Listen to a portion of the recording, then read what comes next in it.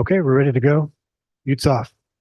All right, good afternoon, evening. I'd like to welcome you to the Department of Airports Airport Authority meeting for April 11th, and I'd like to call this meeting to order. If we can have a roll call, please. Do we want to start with the Pledge of Allegiance, Supervisor Long? Sure, we can. Yes. Why don't we do that? So Supervisor Lopez, if you could start us off. Yes, please stand if you can. Ready? Pledge allegiance to the flag of the United States of America and to the republic for which it stands, one nation under God, indivisible, with liberty and justice for all.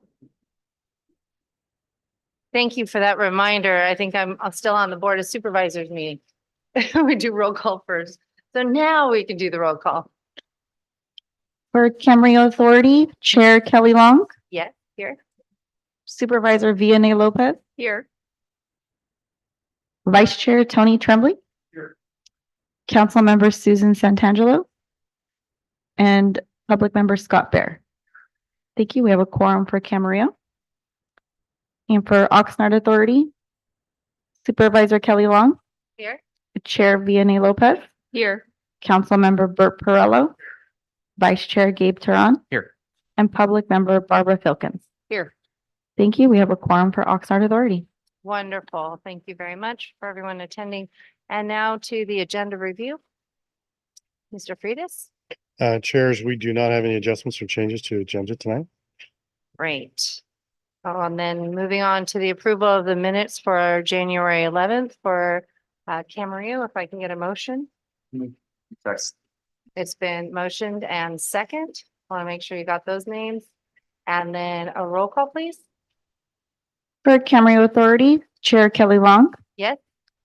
Supervisor Vianney Lopez, Yes. Vice Chair Tony Tremblay, Council Member Susan Santangelo, Yes. and Public Member Scott Bear. Yes.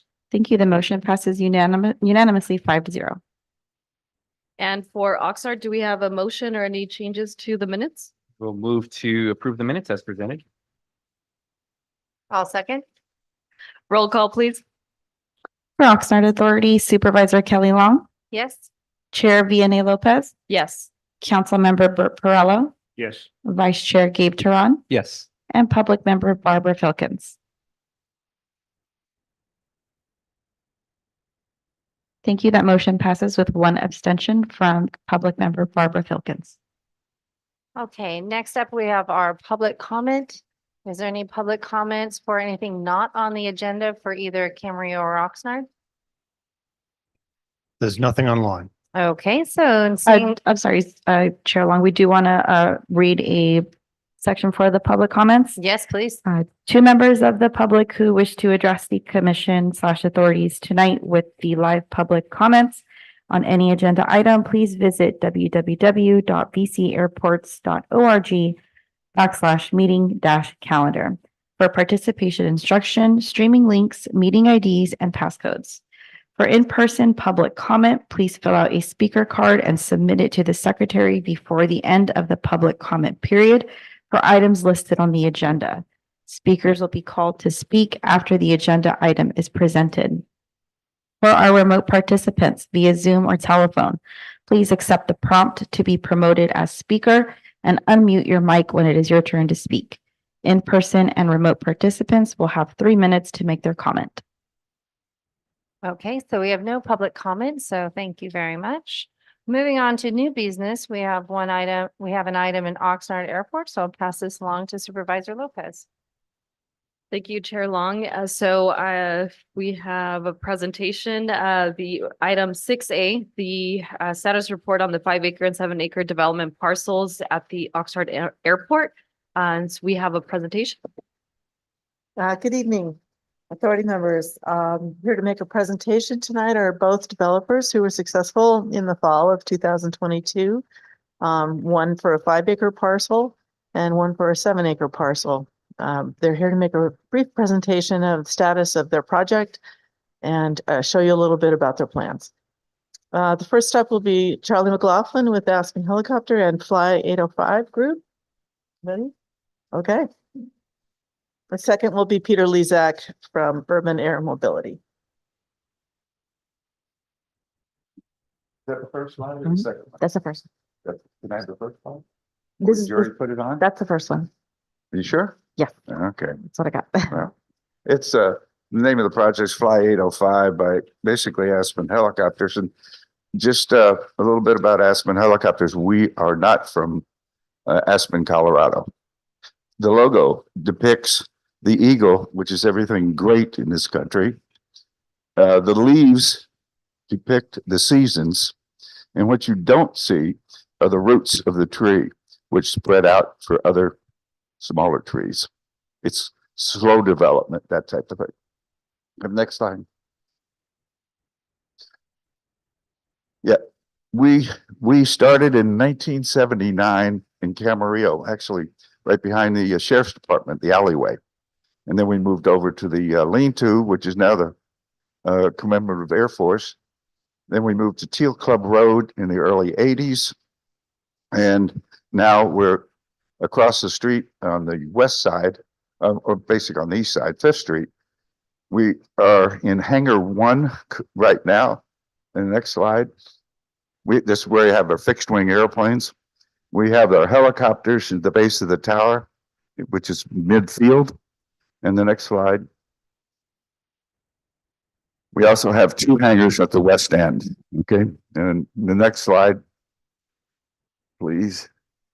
So if you're looking at the Oxnard Airport, I could get a. I have a pointer. Oops. Okay. Oh, no. Back. As the pointer. You're correct. Back. There we go. Okay. There's hangar 3 here. There's midfield. And here's the west end. Between those hangars there, we got a distance of a little over 1 mile. We have 50 employees and 95% of them are skilled labor. Right? And then on the next slide. So our project, one more. Okay, one more. There we go. The project is to combine all 3 of those locations into the empty 4.9 acres, which is borders Patterson Avenue and 5th Street and the taxiway runway. All right, next slide. This is the facility here. These are large hangars between 12 and 15,000 square feet, 3 of them in a row. And over at the right is 2 smaller hangars. Guess what? Just went out. The smaller hangars are about 5,000 square feet. In between the hangars is about 105 feet of taxiway.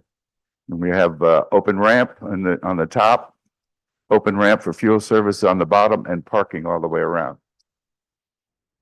Oh, you got one.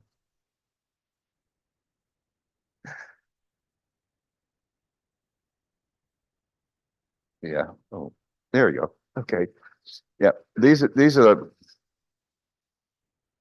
the larger hangars here for helicopters and fixed wing, and for maintenance and facilities. There's an office here will be for the fixed base operation, transient ramp, overfly, helicopter approach area, more parking, and 2 smaller hangars.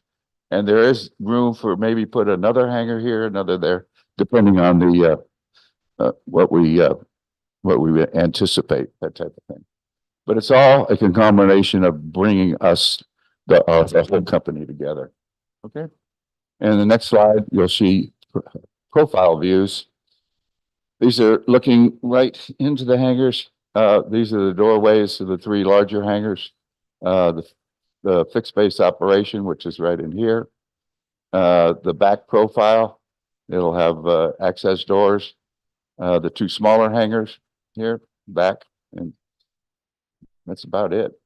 All right, is there another slide? Good.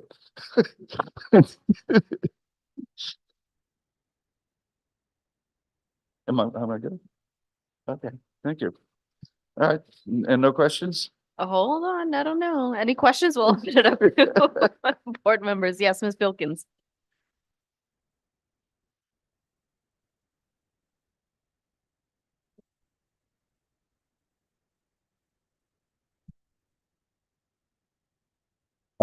This is the west of our midfield operation. Okay, the field out there where the buses are parked. Set field, Okay, okay? Half of the field right now is taken up by school bus parking and the other half is blank, empty. okay. Thank you. Any other questions? No? All right, thank you for that brief presentation.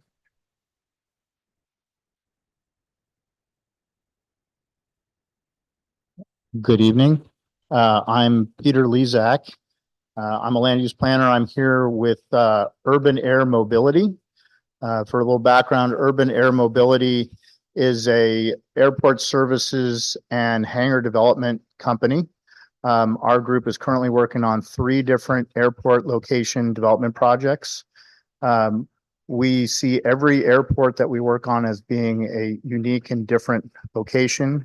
And we try to design our developments based on what we see as not only the current needs of the airport, but also our future vision of what that airport might be. I've been working with a number of possible tenants, not just at this particular location, but in others, trying to get feedback of where the market is and what folks are looking at. And that has helped to inform us on kind of where we've gone with the direction of our development plan since the original proposal a couple of years ago. We've evolved now to a site plan that we're ready to move forward with our entitlement plans. So with that, this is just kind of a conceptual elevation of what the front of the building would look like from the street. And if you wouldn't mind, let's go to the next slide. So Charlie already stole my site plan exhibit here, but if you will, the 7-acre site that we're proposing to develop is shown in the red square.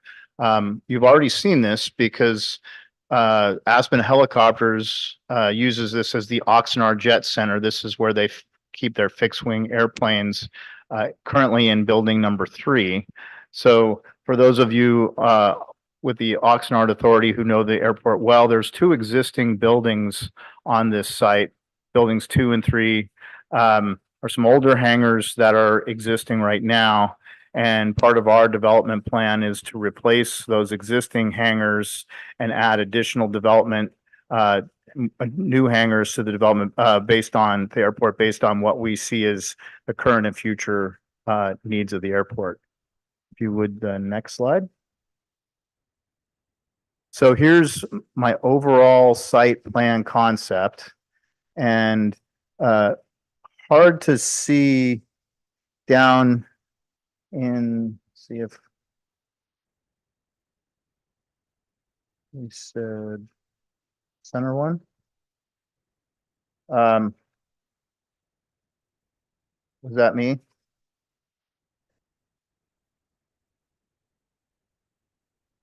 My fault for getting the controls in my hands. And we'll see this a little bit more in a moment. Right here, there you'll see these dash lines to show where the 2 existing buildings are, the existing street. What we're proposing is a bank of new hangars facing with a suitable apron off of the taxiway. And these particular hangars are intended to be for sort of your larger private jet users. These are more like G4 hangars, something of that nature. But that's, from my perspective, kind of what we see as the current user type. We actually see this as being a great opportunity for more kind of technology-oriented airport uses. We've seen in other locations users coming in who are, say, drone, electric delivery kinds of folks, and R&D development uses that we think might work really well in some of these spaces over time. So rather than have a large hangar that we decided to go with smaller private hangars, ones that would fit the demand currently for private jets and allow for us to have upgrade to a more of an R&D space if the technology takes us in that direction over the next 30 to 50 years.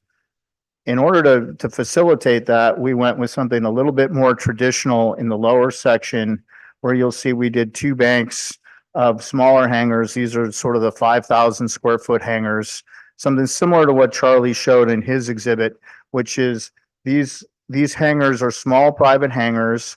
They fit, you know, the smaller private airplane use today, but might also be really good spaces for some of these technology companies who we've seen at our other airport, who will come in, they want a private space because their technology, they don't want people seeing or sharing spaces with them. So our concept is design something today that's fairly traditional, financeable, and meets the current needs of the airport, but something that's flexible enough to be able to adapt to what we see as the future of some technology in the space. In this particular layout, you will see that on the ends, I've created an access way off of the parking area with a drive aisle to come in, some additional parking, and a couple of office buildings that flank the space. This is something that we've seen as something that we're kind of exploring. We've found in some cases, some users want to have office space built into their hangars. We consider that to be a fairly expensive tenant improvement, and that takes away from some of the useful hangar space. So we're willing to do that if that's the demand that folks have. If not, we're proposing to put some separate office space off to the side and make that available to our tenants in that way. If you wouldn't mind going to the next slide, you'll see that this is a similar plan, but what I've done is I've gotten rid of the office spaces and I've added an additional hangar. We think that the airport needs as much hangar space as possible, and we'd like to develop as much hangar space as possible, but we want to make sure that we're not losing tenants because they don't have the necessary office space.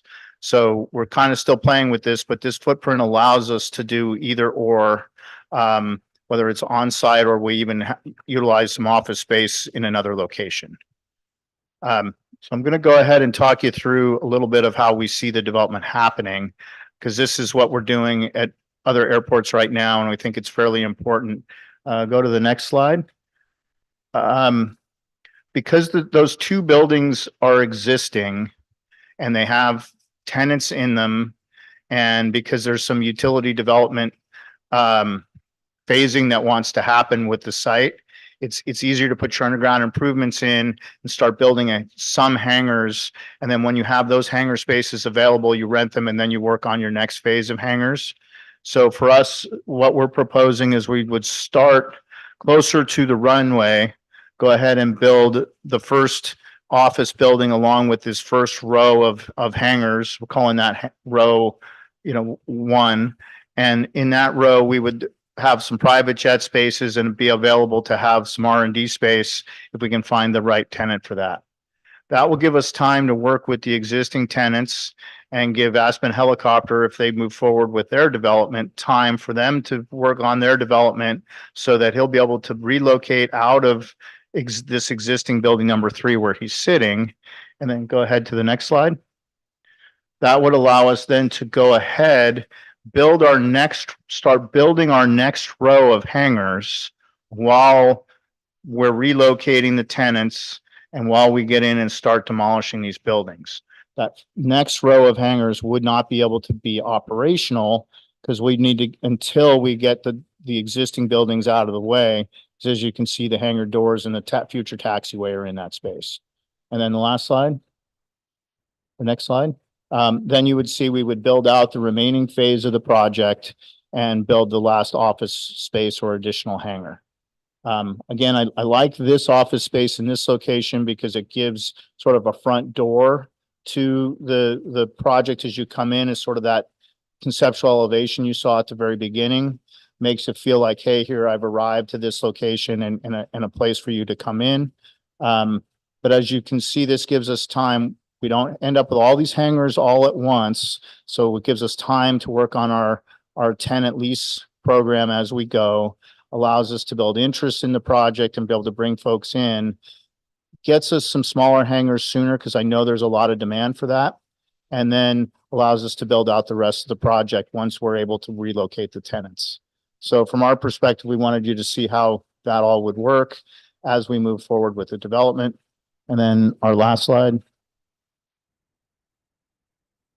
So again, this is sort of a more detailed elevation of one of the finishes I'm looking at on the office building space. Again, very conceptual. Please don't hold me to this yet.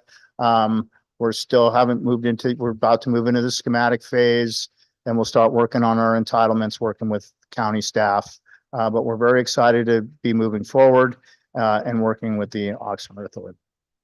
So thank you very much. That's my presentation, and I'm here for any questions. Any questions? Councilmember Turan. Thank you. And thank you for the presentation.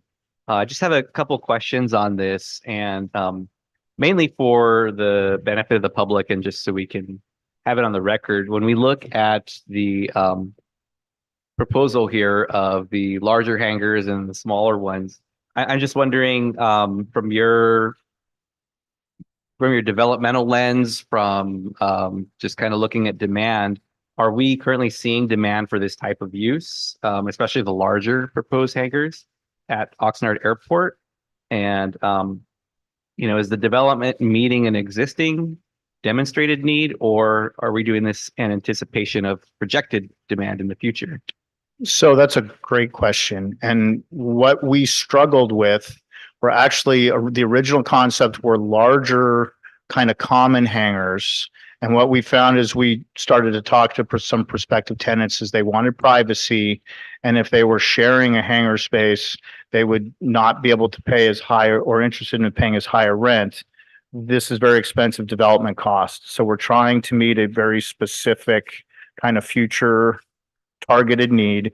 We do know that there's a couple of larger private airplanes that are leasing space in the Golden West hangar, which is the hangar just next to this site. Right now, I would tell you, while there's a number of these larger private planes coming and going, the demand is not as great for just somebody to come in and say, hey, I want to put a plane there right at this moment. But we also see this R&D concept where more technology-oriented companies might want to come in and use the space for sort of fabrication and other things. And because of that, we don't want to limit the space to all of these smaller hangars because we see that use, we hear it, we've been talking to some of those folks. So we wanted to create as much flexibility. I didn't create big 30,000 square foot hangars because I don't see that market right now. But I don't want to lose the opportunity to shift to that if that happens. And I don't want to lose the opportunity to have bigger spaces that a smaller incubator company could come into a 5,000 square foot hangar and move up to something bigger.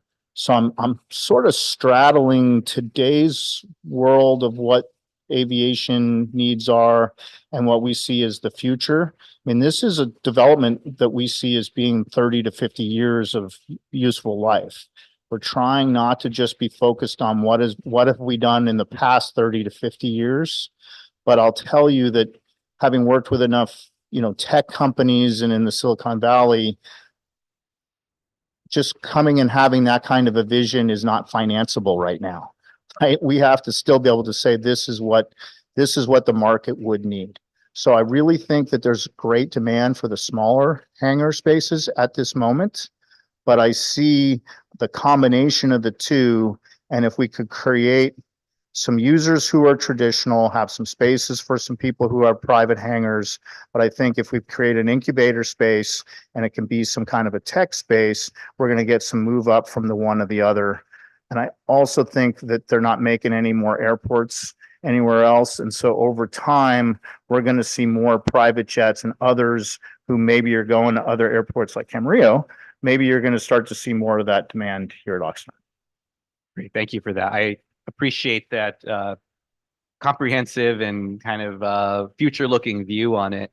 And I guess if I had to summarize that for myself, trying to straddle that, it's kind of like, if you build it, they will come, or am I currently turning away people and breaking hearts because there's a demand for that, and finding what do we need to do not only now, but as you mentioned, thinking 30, 50 years in the future. And I'll remind folks, it wasn't that long ago that if you had a development, they probably would have had an easement or something for phone booths. And I mean, where What- would I find the nearest one right now? What's a Right? phone booth? Yeah, exactly. So, no, I appreciate your response to that, and kind of walking us through the mindset on it. So those are my questions. Thank you, Jim. Thank you. Ms. Filkin? Hold on. Ms. Filkin, Supervisor Long, and then, yes. In that order. Go ahead. Okay, so I appreciate your vision, if you will. Now comes the question that's kind of off of what Gabe said. What is your strategic plan to try to build the tech business as opposed to the more traditional view? Because, and this might be a broader question than just you, it might also involve Department of Airports as well. I think there's a lot there, right? There's some existing folks who are working on at Oxnard already, who maybe have some interest in some more of those R&D kinds of spaces. We're working on another airport that's a little bit like this, that isn't super heavy in commercial traffic. And because of that, that's an attractive airport for folks who are using, like I was saying, the electric drone delivery and some of these others. I could anticipate that you might have somebody who wanted to have electric drone transport from here, where you would actually drive to the Oxnard airport and you would get in a drone piloted aircraft, and it would take you to downtown LA and places like that. I'm seeing that up in the Bay Area. I've been talking to a guy who works on one of the airports up in that area, where they're actually looking to enhance their FBO with a lot of electric service and solar panels, with the idea that they're going to need greater electrical service at the airport for some of these things. I'm not sure if I've deviated from your question, Ms. Wilkin, but what I'm trying to tell you is that there is an undercurrent of these folks that we're talking to and attracting, not just for this, but as kind of carryover from some of the other airport projects that are helping to inform us of this strategy here. But to your point, and to Gabe's point as well, that we've also had to say, but what if they don't come tomorrow? What if that's more of a future thing, 5-10 years out? What can we build today that's still going to be leasable in today's space? So that's where we've kind of come back to the traditional 5,000 square foot hangar, as long as they're private, are good, I think, for those users, the tech users, but they're also great for people who have a King Air and are looking for a spot. Thank you. Thank you for the information. It's really very helpful to understand. Question to you is the time frame.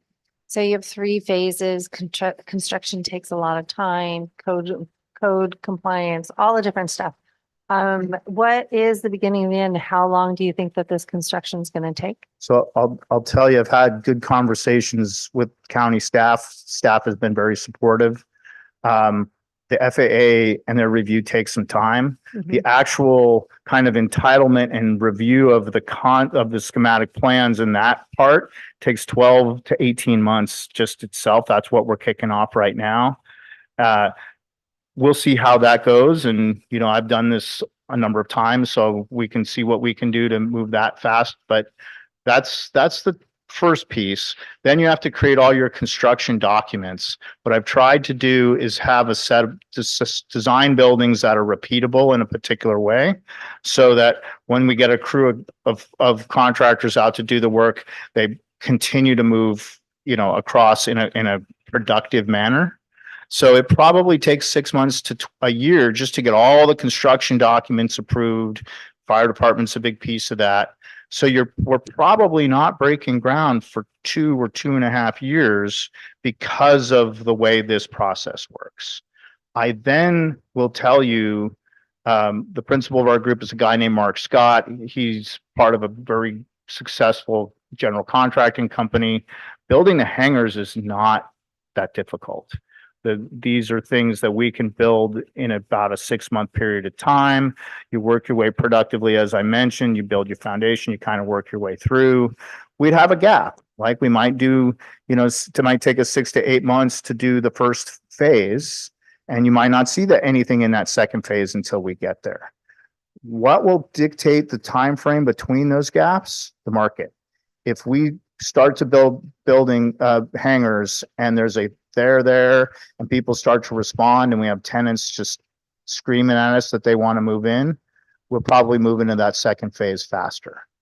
And then, of course, as I said, the third phase is a similar thing. And part of that is just the logistics of demolishing those buildings and working through that piece. So it's a great question because we all think about, is this going to be disruptive and what's the construction cycle itself going to be? But the on-site development piece of putting in pipes in the ground, a lot of that's already there and is probably 6 months. And then each of these phases is about 6 months. So you're probably looking at 18 months to 2 years of actual construction time from beginning to end, but it's going to take me 2 to 2.5 years to get to my starting point because of the process that we have. Well, and I think that's a valuable point. And also the fact that you have construction on the lot next door. And so being good neighbors for that whole site, I just want to make sure we're mindful of that, especially for the neighbors in the community and so forth. The second question I have, I think might be more for staff, but for both of these is the look and feel of it. I know that, is there anything that we have as requirements? I know City of Camarillo was much more, descriptive, what they liked or disliked. Didn't know if the City of Oxnard has any of those requirements or that our county of Ventura has any look and feel requirements for it. So as we're looking, and the reason why I say that is we have a strategic plans are coming through and it's bringing up the look and feel of the airports. And so I just wanted to make sure I mentioned that because as you do your look and feel, just to double check with that and make sure that we've actually thought of that as well, because what you showed looks really great. And I think would really bring up some of the value of the property. So I think that's great. I just want to make sure that we do it in a thoughtful way. I'll defer the question to staff if they want to take it, but I'll tell you that our interest in having something, I don't want to use the word luxury, but something that's a little bit higher end than the existing. And again, I know a lot of what's existing is older, is that because of the development costs, we're looking to get a premium for some of these rents. Right. And you're not going to get premium unless you build a premium product. So that's why you're seeing that from us. And at least my comment on that, and I'll step back for staff, is that we're already thinking that direction. Right. We think what we'll give you will meet all of the things that you're talking about. Okay. But we have a process that we're about to start with staff and they're going to give us plenty of feedback. Right. Anything else from staff?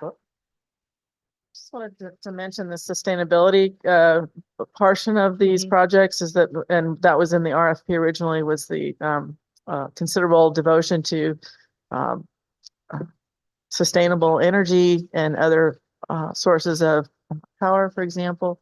We've talked about that a little bit as well, and how that's going to be achieved with these projects. So that'll definitely be a big. Well, and it's important that it holds up for a long period of time and it will still look and feel good and all of that. So, and as we all know, everybody's going electric. Well, we want to make sure there's an hour. Yes, that's for all of these things good. Going to the future. Okay, thank you very much. And I think we have 2 more questions, Mr. Bear and then Councilmember Perrello. It's a fascinating project, and I think Oxnard is a great airport for upcoming electric aircraft. And it's encouraging to see that you're thinking in that direction. But if you don't have the demand for the electric aircraft at the beginning and you're taking conventional aircraft, are you gonna put them on shorter term leases so that when there is a demand for electric aircraft, those hangars will become available? So to be honest with you, I'll take the longest lease I possibly can. And I'll tell you, we're in this for the long haul, right? We're signing a long-term lease with the airport. We're not going away. The reason that we're trying to be flexible is frankly, most of these folks are going to want shorter term leases. These leases tend to be 5 to 10 years. Nobody signs a 30-year lease for this kind of stuff the way they might if I'm building a shopping center. So I try to be flexible both ways. I think what's going to happen is we may see some turnover a little bit initially, but once there becomes, it's all going to depend on what the critical mass creates. If you get a few of these folks and it becomes that kind of a place, it sometimes takes a little time. And then hopefully what we'll do is we'll have a tenant like that who really wants to come in and pay the premium. I'm not going to kick the other guy out, but when their lease comes up, I'm going to tell them the rent's going to go up because I have this group coming in. So the market is going to tell us. I can't tell you any more than that. Councilmember Pearl. Thank you. Thank you for the presentation. A couple of questions. Both of you, thanks for your presentations. My understanding, this is going to be a lease rent. There, in your mind, there is no opportunity looking down the road that you're going to sell these individual hangars?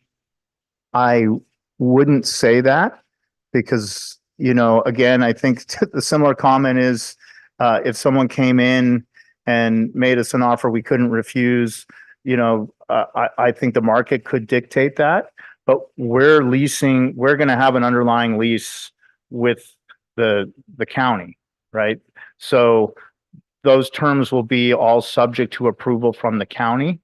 And the intent of having a project of this nature is unless somebody came in and bought us out completely, it's unlikely that we're just going to sell off one building and the county is going to like that. So I don't know that I can tell you the answer. If someone came in again, made us an offer we couldn't refuse and bought the whole development from us, I think that could happen. But right now that's not the plan. One step at a time. We're aviation developers. We're going to develop a really great project and try to put some great tenants in it. And if it's working really well for our group and our investors, then we're not going anywhere. Thank you. And I appreciate that answer. The reason I ask it, a new development went into Oxnard and as it went along, they couldn't get enough tenants. So they started selling them off. That's why I asked the question. With respect to the development, do you believe that you have your financing in place? We do, Okay, but that's good. That's a good enough answer. we're gonna need to right now phase the project and work through these things because financing has been very challenging in the last few years, and we've seen rates change and go up. So we're hoping to see even better rates by the time we get going. The reason I asked that, recently I sat on a board where the people came with a project and they were hoping to get approval of the project is then they wanted to go out and hustle and see if they could get financing. I didn't want that to happen here. We're proposing to enter into a long-term ground lease now that would involve us having the time to work through the entitlement, the process that we were just talking about, but we'd already, be engaged in the project. Our intent is not to walk away. Okay, one other, two more questions. With respect to these hangars, do you foresee that these potentially would be living conditions where people would live in the hangars also? No. The airport rules, FAA rules really don't allow for that. This is not a residential project. We don't even have emergency services programmed into this. So the intent is these spaces, if there's any spaces, even if there's water or whatever, these are just bathrooms and little office spaces in the hangars. The intent is really, this is an aviation use only. Okay, and the last question. It was mentioned about the look and the feel. In your mind, are you going to be held to the rules of the Ventura County buildings because it's a county property, or is the city of Oxnard going to be involved in giving you requirements? So I believe the answer is county. That's I'll let Keith jump in. And that is Correct. It is county property airport, but as Supervisor mentioned, this is about a partnership. So we would ask for input from the city of Oxnard. Even though it is airport county property, the partnership is important to us. Thank you. And if you could share with us, you mentioned that there's another airport that you're looking at something like this. Can you name the airport? We are currently we're already building the second phase and got construction documents for the third phase in Byron, which is in Northern California. And we're working on the entitlement piece right now of a third airport that's also in Contra Costa County. So, but the Byron one that we're currently developing, I think of as being more similar because it really doesn't have a lot of it doesn't have commercial traffic. Instead, didn't have a lot of traffic at all, frankly, to start with. And it's becoming a there where we have a number of technology companies who don't want their name to be named. And, they're privately developing really cool stuff. And within that community, we're starting to see more demand for the next hangars. Thank you very much. A lot of great ideas. I hope both of you have very good success. Okay, thank you very much. Hold on, one more, Ms. Filkins. I have one more question because you brought up electric drones and basically transportation to like LAX. Are you putting a vertiport into your plans at all? Or is that? We have not gotten to that point yet. I mean, if I had a tenant like that in tow who really wanted to do something like that, then maybe. What I've tried to do with the site plan I just presented to you and the phasing and how I've laid this out was to create a lot of flexibility. Because in the next 12 to 18 months, while I go through this entitlement process and get all of the drawings together, we're going to be talking to lots of tenants. Part of financing and the things that are going on is getting some more of these tenants to commit and to be in place. And so what I'm looking for is some flexibility. You may see this thing change a little bit. That's why I told you, please don't hold me to this. This is just an update, right? This is not me giving the presentation. I promise to come back. I'll come back to you with the project in 12 to 18 months as we go when staff is done with it. All right. Thank you very much. All right, thank you so much. Thank you both, and really good progress, and appreciate the hearing the status of it as we see it forward, and that you're receiving this feedback so that it is a good project for the community in partnership, as has been mentioned with the city of Oxnard and the surrounding neighborhood. So thank you both. All right, next item. Chair Lopez, we just want to mention that we do not have any public comments. Thank you for that reminder. All right, and do we need to take action on this to receive and file, correct? It's just a receive and Okay. file. All right. Okay, so we'll go on to item 6B, and this is a update on the Oxnard Airport Taxiway A reconstruction project. Ms. Powers.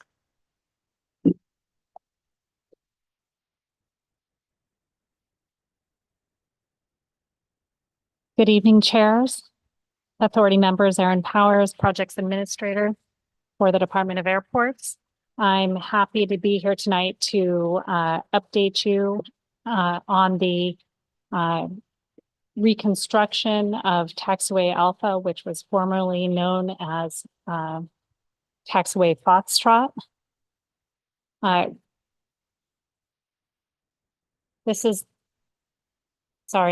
We have some new effects and I might need to adjust as we go some of my pace. So we have, you can see the project area limits, which is the full length reconstruction of Taxiway Foxtrot / Alpha. We're sort of transitioning in our name. The reason why we mentioned both is because all our grants were years in the making and are issued as Taxiway Foxtrot reconstruction, even though our last project actually caused the parallel taxiway to be renamed to Taxiway Alpha. A few project highlights that I think is helpful to share. This is the final phase of our runway taxiway improvements at Oxnard Airport. We started a few years ago with our runway reconstruction. We completed last year our Taxiway Alpha through Echo connector reconstruction. That was the project that ended up renaming Taxiway Foxtrot, as well as all the connectors. Instead of Alpha through Echo, they're now A1 through A5. These are FAA standards that once you reconstruct, you're obligated to meet standards, including naming conventions. This project is going to have very limited runway closures. We designed the project to keep the airport operational as much as possible throughout the project. So we're going to have daytime construction with very few runway closures overnight, and I'll actually talk about the phasing in a moment. Additionally, mentioning out FAA standards, with this reconstruction, we actually are going to meet FAA design standards, and we're going to shift the center line of Taxiway Alpha 40 feet south. And this is a standard that is required between the runway center line and the parallel center line for runway to taxiway separation requirements. So this will be its ultimate configuration. Additionally, because of that shift, our actual design, and when we bid the project, the design standard eliminated a drive lane access, vehicle access from the west end of the airport to the east. However, FAA standards continue to evolve, and they have most recently actually reduced the object-free area required for taxiways. And it looks like we are going to be able to have vehicle access from one end to the other. We're just working out the details of what that will look like. And I know that that was a concern for many tenants. And finally, we are kicking off this project, mobilizing April 29th. This will we'll have a night closure, and then we'll actually start construction on May 9th.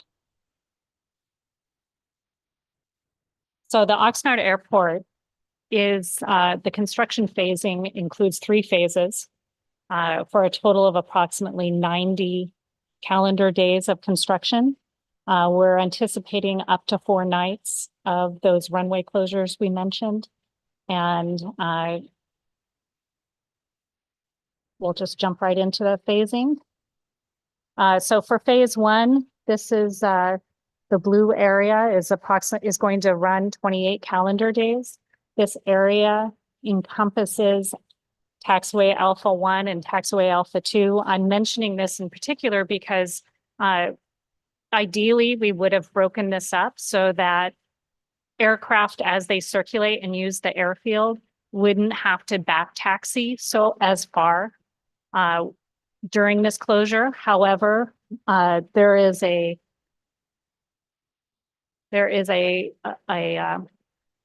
ILS glide slope critical area that extends just past Taxiway Alpha 2. And during construction, we're working with and coordinating with the FAA. We'll be shutting down the ILS glide slope.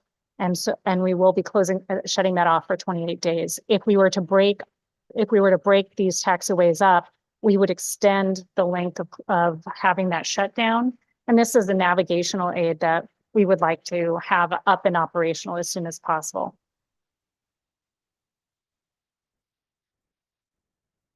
Our second phase of construction will encompass taxiway connectors Alpha 3 and 4. And this is our longest phase at 32 calendar days.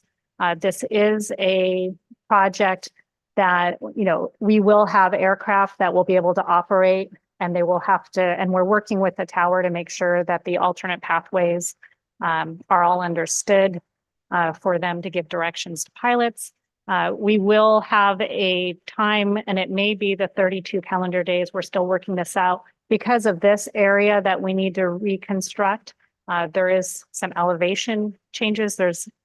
For those of you that have been on the Oxnard airfield, there's a nice dip in the drive lane.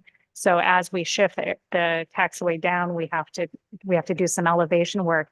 So there will be a limited time during these 32 days where vehicles will have to temporarily go around, outside of the airport to access other areas of the airfield. And finally, we have the third phase, which is our shortest phase at 20 calendar days. We are hoping to wrap this up and have a successful project. So this is a receive and file. I'm happy to answer any questions you may have. Thank you, Ms. Powers. Any questions? Mr. Turan? Thank you very much. Thank you, Ms. Powers. I'm just wondering, I know construction dates are subject to change with weather or unforeseen circumstances that are found during the construction phase. I'm just wondering if there exists any anticipated or projected dates, especially for the night construction that could be shared with the surrounding neighborhoods. Well, we have a construction flyer that is posted on our website that has been shared with certainly our tenants. And we can, so that is available. Okay. Right now. Thank you. Yes, Mr. Perrello. With this project, is there going to be more removal of soil that will be taken across Ventura Road because of issues with the soil? And is there an update on the soil that is in the residential area of the city of Oxnard that's stockpiled? Okay, a two-parter. So the first question that I heard was whether this project includes excavation of soil, and it does. So the first step we took was to minimize the amount of excavation needed. And so we are removing, I believe it's 12 to 18 inches of soil in order to complete this project for the full length of the reconstruction. We currently we have actually performed the soil test, but we're waiting for some soil characterization information to help us understand whether there's any need to stockpile the material or not. Our bid allows for us to stockpile if necessary. And it also, and Dave conveniently brought up the figure that shows you where the airport is going to stockpile this material, which is on airport. So it won't be over on the 11-acre site. And hopefully we will have the opportunity to dispose of this material as well. So the project anticipates both options with the possibility that we would export all, or we would retain what is needed if anything is identified. The second question that you asked was an update on the 11-acre parcel. That material, it has had some initial testing for PFAS, and we have recently received report results, and we are working with a consultant to finalize things, and then we will be able to share more. And there was a mix of some PFAS detected and other clean material. And I asked the question, there is strong interest in the residents that live in that area. And there's also strong interest on the council that if there is a problem, where is the soil going to be taken? At one time it was discussed being spread on the field. I can tell you that's a no go at the city council currently. I just share that with you. Thank you. Okay, well, certainly we wouldn't spread PFAS, any soil with PFAS, at any level of PFAS on the site. Thank you very much. Thank you, Ms. Wilkins. I just have two questions on scheduling. When you mentioned, I'm familiar with the dip in the airport quite nicely. Yes. Do you anticipate during that second phase that the taxiway will actually be shut down during the day? Or how are you planning to work around that? So that green section, which is phase 2, will be entirely shut down during the 32 days, the 32 calendar days. And so all air traffic and operations, the runway will remain open, and the tower will work with tenants to give instructions on maneuvering using the open taxiway connectors. Okay. And the other question was, and I probably will get in trouble for this since I'm the ILS being shut down for the 2 periods, the 60 days. Did the FAA require that? Because we do have another precision approach with the LPV approach. So So- I was curious on that. So yes, because if you enter an area when the critical area under adverse conditions like fog or something else, it's not allowed and would be considered a VPD, which is a vehicle pedestrian deviation. I apologize for the technical terms. And that would be a problem for the airport. It's not allowed.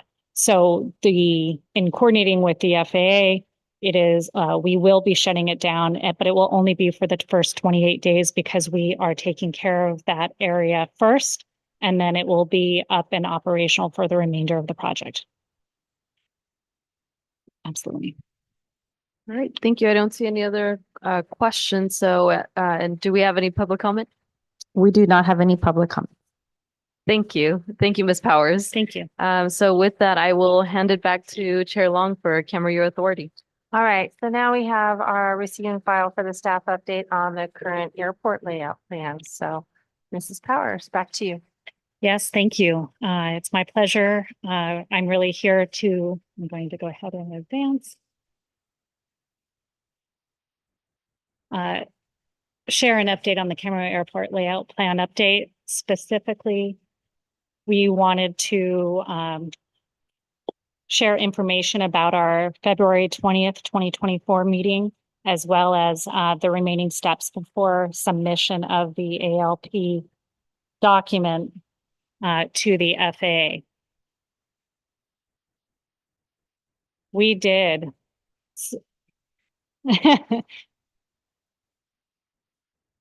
So here's a quick overview, and it does include that figure. We held our third and final meeting for the airport layout plan update at the Ventura County Office of Education on February 20th. We held this meeting in response to feedback from prior meetings to change up the format, because certainly I myself, who have been working in aviation for some years, but also remembers when I first started how confusing this all can be. We ended up really hearing the community say that they wanted a formal presentation. And so that's what we did. We provided seating for over 200 people. We actually had 153 attendees attend, and we were excited to see those numbers. We had department staff and our consultants provide a formal presentation to cover the background of the project, including how we got here, really transitioning. This started off as a master plan project that we, again, listening to the community, transitioned to an airport layout plan update. And this was because we wanted to make it clear that we heard them, and that we were going to change the planning document to reflect that the planning document itself doesn't even ask a question about changing our role or place in the airport system. So we were going to maintain that. We explained what an ALP update is and what it means. And then we also covered frequently asked questions that we had been hearing throughout this process. We really wanted this to be an opportunity for the community to voice their questions and receive answers, and for everyone to be able to hear what those answers were, because that is what we were hearing, is that this is the format that they preferred.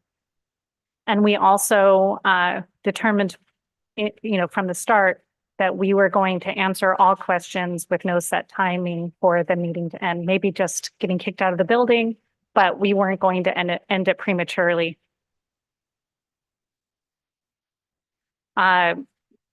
We received a lot of positive feedback, certainly about the meeting format was much improved. Everyone there felt that they had the opportunity, whether it was through a written comment or the ability to voice their concerns or have their comment read out aloud, which was our goal. And then we also made the video of the meeting available on the study website, and I believe our airport website. Certainly, we have links to it from all. And but even with that, we still found that a few questions remained from the community, and so we wanted to share some of those takeaway questions and provide some additional answers here.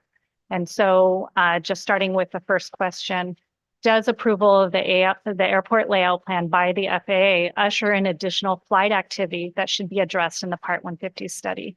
And the answer is no. Approving the ALP does not cause aircraft activity, but rather allows the FAA and the airport to anticipate what activity may occur during the planning period. Additionally, the airport layout plan update and the Part 150 studies are not connected. For some, they do share a aviation forecast, but that forecast has been approved separately for each study, and these studies are completely independent of each other. And therefore, holding the airport layout plan, which is also some feedback we've heard, would have no effect on flight activity. Another question was about the 90 dBA single noise event. Does the JPA regulate that, those single noise events? And the answer, well, the JPA states, airport development shall be guided to ensure that residential areas are not exposed to noise levels greater than 90 dBA single noise events. The Part 150 noise study, noise exposure maps show that airport development has been consistent with the JPA parameters. Additional noise monitoring in the community that was performed as a spot check for those noise exposure maps also reflected that in over 3,000 aircraft noise events that were captured, we had one that registered 90 dBA. And that was not a usual aircraft for our airport. It was a old military Hunter Hawker. The third question asked, does approval of the airport layout plan by the FAA force the county to construct projects to meet the forecasted activity? Absolutely not. Approving the ALP does not obligate the county to construct the projects depicted on the airport layout plan. All projects are individually approved, funded, and environmentally reviewed prior to construction. Does the ALP update include projects to increase the size of aircraft using the airport or increase capacity? And the answer here is no. The ALP focuses only on the next 5 to 10 years. That's the difference in part, between a master plan and an update. And it does not include any projects to increase capacity. So we're not lengthening the runway. In fact, we're going to, when we do reconstruct the runway, which is in our 5-year CIP capital improvement plan, that's another item for me to share tonight. We are actually going to shorten the runway because it currently is at 6,013 feet. And the JPA calls for 6,000. So we will have that opportunity, and we will meet that that requirement. We also there's no airline or large cargo air service in the plans. The majority of our capital improvement projects that are there it's really just to maintain existing pavements. And we also, even as we reconstruct, our pavement strength is below 115,000 pounds, which is also in line with the Joint Powers Agreement.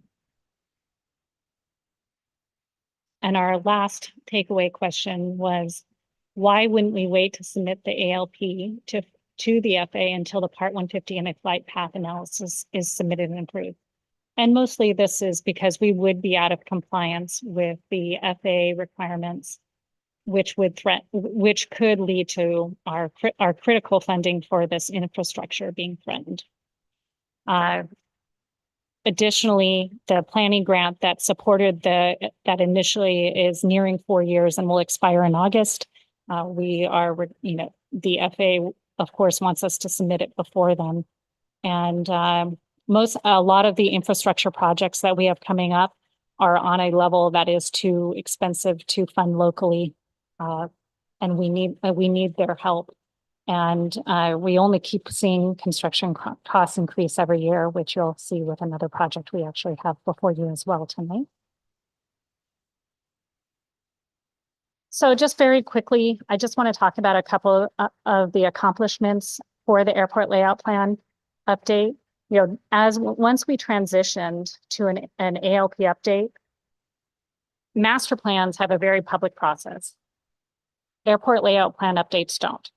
Typically, it is all done internally, and then it would be shared on our website in our library.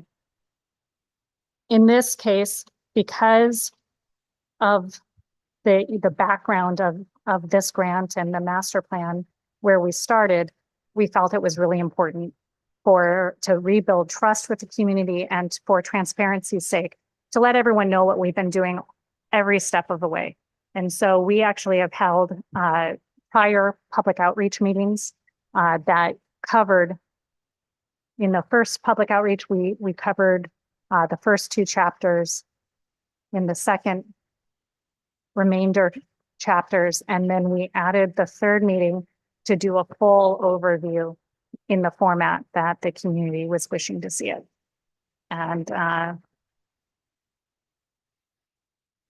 And can I just also add that you had the whole time that was on the website? So Yes. even as you updated, if they weren't able to go to any of those meetings, that was on there. So I just want to make sure that you hadn't mentioned. It's a great point, because we do have a study, we have a study website that has all the documents, that any revisions, that those documents have been updated and are available to the public to review all the way through at every stage. And also for the ability for us to receive comments, not only at the public outreach meetings, but also throughout the duration of the study on the chapters. So the next steps, we're nearing the end. We have, and I apologize, this was, it actually started March 15th. So we've almost had 8 weeks of having this study available for that public comment period. But we do have an end date of May 10th. So we really are encouraging folks to submit any comments that you want considered as we finalize this document for submission to the FAA. We are, not only do we have it on our website and through eBlast, and also with our partnership with the city of Camarillo, sharing that messaging about the public comment period, but we also have ads scheduled as we continue to lead up towards that May 10th date to try to make this as widely known as possible. Following the close of the public comment period, we plan to review those comments and then submit that document to the FAA for their approval, review and approval, and begin our closeout, because it is a process with the FAA, in June of 2024.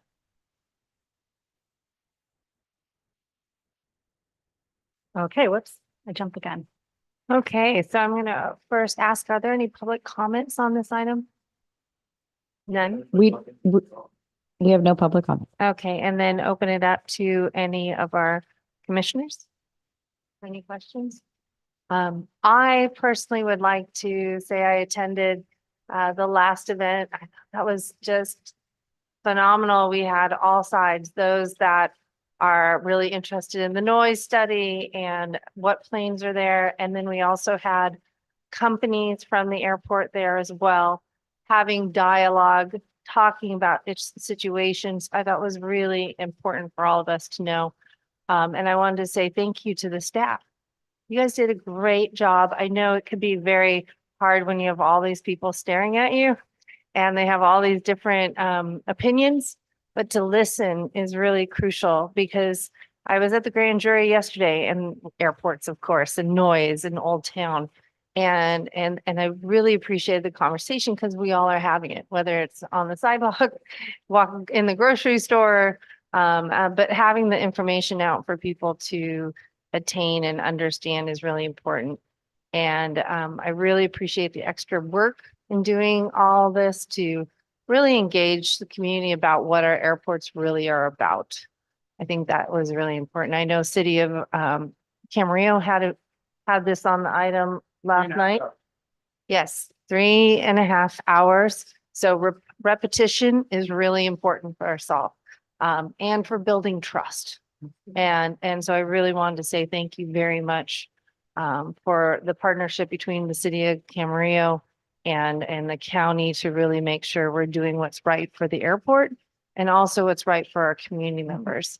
And with that, I wanted to make sure people know when I've received emails in regards to the noise study or the plan, I forward it to the county and really appreciated the quick response and making sure that we're tracking things of airplanes and all of that. So I just want to say appreciation for a really some great work. So thank you. Yes, Councilman. With respect to this Camarillo item, but in the respect to Oxnard, there's a lot of questions about the type of engines that planes are flying out of Oxnard. Questions are starting to be raised in Oxnard about the jets coming out of Camarillo. Are there questions being raised at these meetings with respect to the type of power plant and the noise exhibited by certain power plants? Because the questions I'm fielding are people that are apparently in the airplane business that know about jets, which ones are noisy, which ones aren't. Are you getting much of that? Not just the planes loud, that they are pinpointing because it's got that kind of power plant, it makes more noise than somebody else? So I don't want to speak on behalf of, other staff that could be. To answer your question, probably the best way is that the folks that call us about a noise concern are usually very specific. It's touch and go training, small airplanes. That's what they typically call about that individual. And then we've got folks, say in Camarillo, in Old Town, they're very specific about jet arrivals. So it's usually a community that has a specific type of concern because of how the patterns are, how the approaches are. That's usually what we get. So it's not specific type power plant. The answer would be yes, because one's tied to a small piston airplane and one's tied to a corporate, say, a jet aircraft.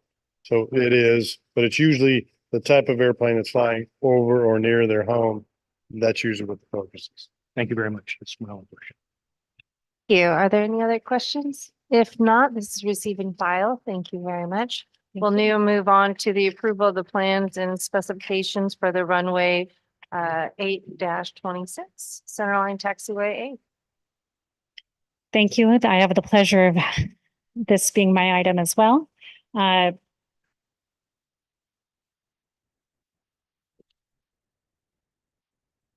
Chair Long, authority members. Yes, the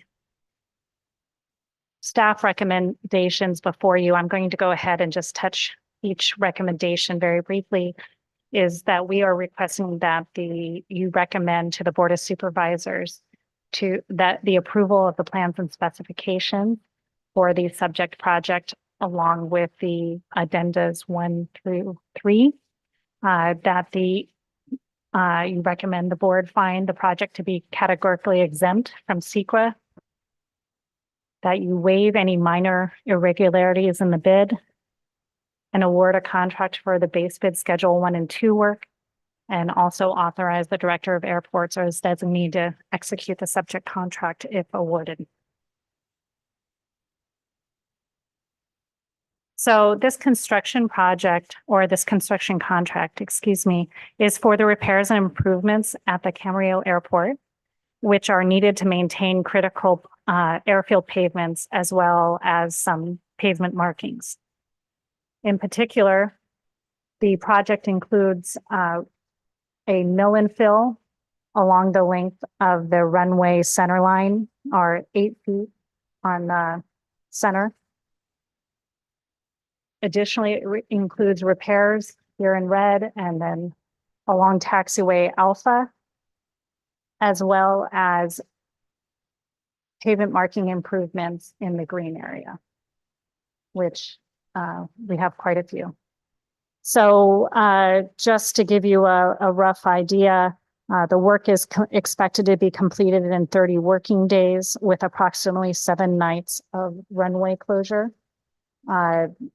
During this time, during the runway centerline repair work, the runway will be closed each night and reopened each morning for operations. So we'll be completing just as much overnight that we can stop and reopen the runway safely and have operations continue.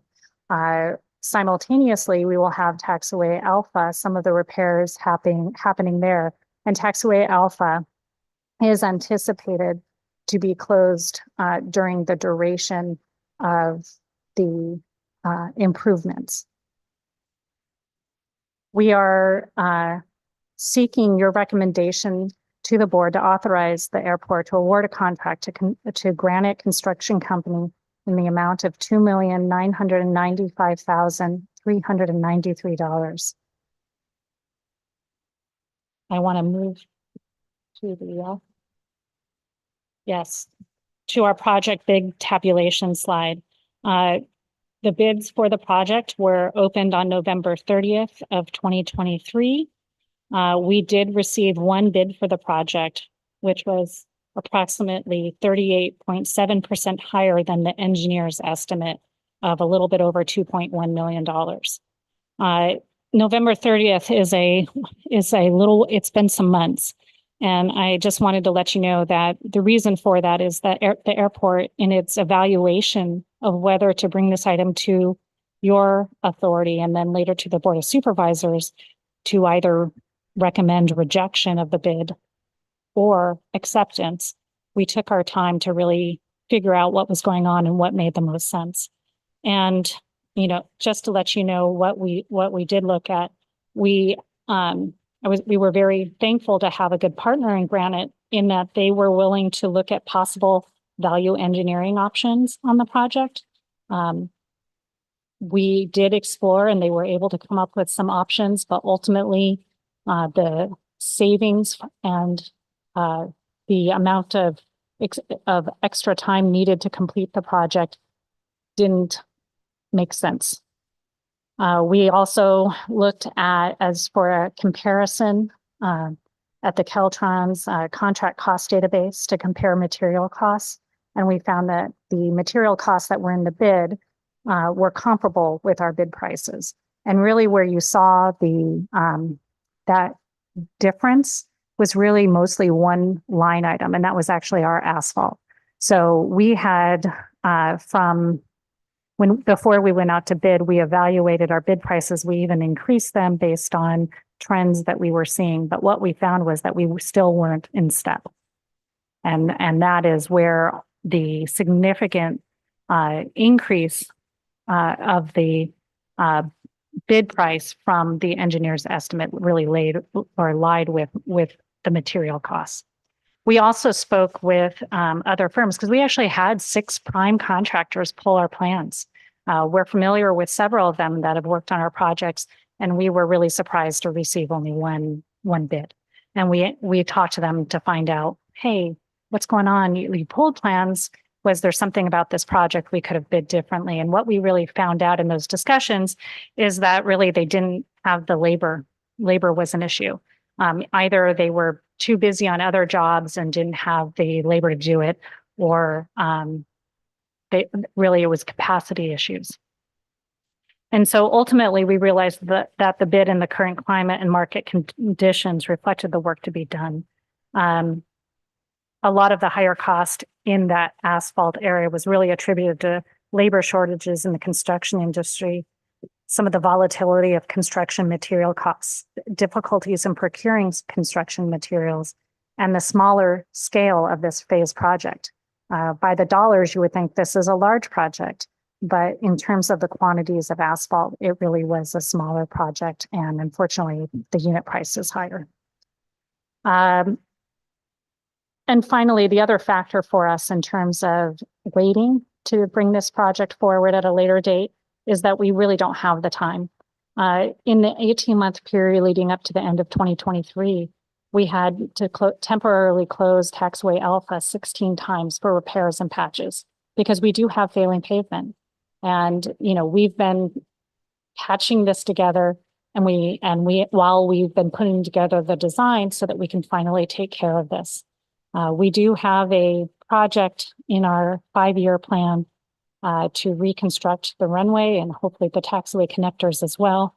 But we are also of the realization that the funding that's going to be required to make that happen could mean that we need our pavements to last a few more years. And so we're moving forward for that stopgap. We are using 100% airport enterprise funds. There's no funding, no federal funding available for this project. And we did do what we can to reduce costs by using Caltrans formulas, which is acceptable if you're not accepting federal funds or federal dollars, which does generally come in at a lower cost, but still is expensive. So with that, I'm happy to answer any questions. Well, let's ask if we have any public comments. We do not have any public comment. Okay, and then Commissioner, go ahead. With regard to the project being categorically exempt from CEQA, do we have a legal opinion from county council or outside counsel to that effect? So we don't ask for a legal, so it is a repair and replace and there's no grade changes. And there's no grade changes. So it is considered a maintenance project and the county council has reviewed this letter and has accepted for it to move forward with the board, to the board. Any further questions? If not, a motion to approve staff recommendation. Go ahead. On a project of this site, what is the expectations of change orders, volume, number of change orders and size of change orders that would be within bounds of a project awarded this size? Well, we Try to keep it at a minimum, but do we have a range? I was So- at a United Water Conservation District and they just talked about how tremendous the change orders were in volume and in number. And then they gave a standard of what they think is a good idea. What, do we have a standard of what a good idea is? So we always build in a small cushion in the percentage of quantity. So our bid should be able to, the quantities reflected in the plans, we should be able to build to plans. If we're going to have fluctuation, as you stated, even bid quantities are estimates. Sometimes you find field conditions that do cause that to change. We believe that we are accounting for, that we've accounted with some contingency, but we're moving forward with this project with the idea that with good management and with minimal change, we will be within our contract price. Would 5% be acceptable, 10% be acceptable, 15%? So, I mean, typically, even FAA grants anticipate that 10%. Thank you very much. All right, with that, a motion to approve staff recommendation. Madam Chair, Chairman moves. Thank you. And a second? I'll second. All right, you get to choose that one. I think I saw Councilmember Santangelo go first with that. Rochambeau it. All right, now if we could do a roll call, please. Yeah, thank you. Chair Kelly Long, Yes. Supervisor Vianney Lopez, Yes. Vice Chair Tony Tremblay. Yes. Councilmember Susan Santangelo, Yes. and Public Member Scott Bear. Thank you. That motion passes unanimously. Wonderful. Now we're moving on to the approval of the construction administration service contract to Wool Part Company.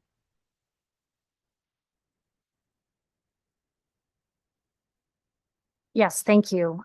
So tonight, before you for consideration is a contract for construction administration services for the Camarillo Airport runway centerline and taxiway alpha repairs and marking improvements. that we just discussed in the construction contract. The construction administration services, we are looking to award to Woolpert, which was formerly Javiation and was selected through a request for qualifications selection process in December of 2020. The type of services typical that we would be contracting for under construction administration include inspection, materials testing, record drawings, certified payroll review, as well as stormwater monitoring.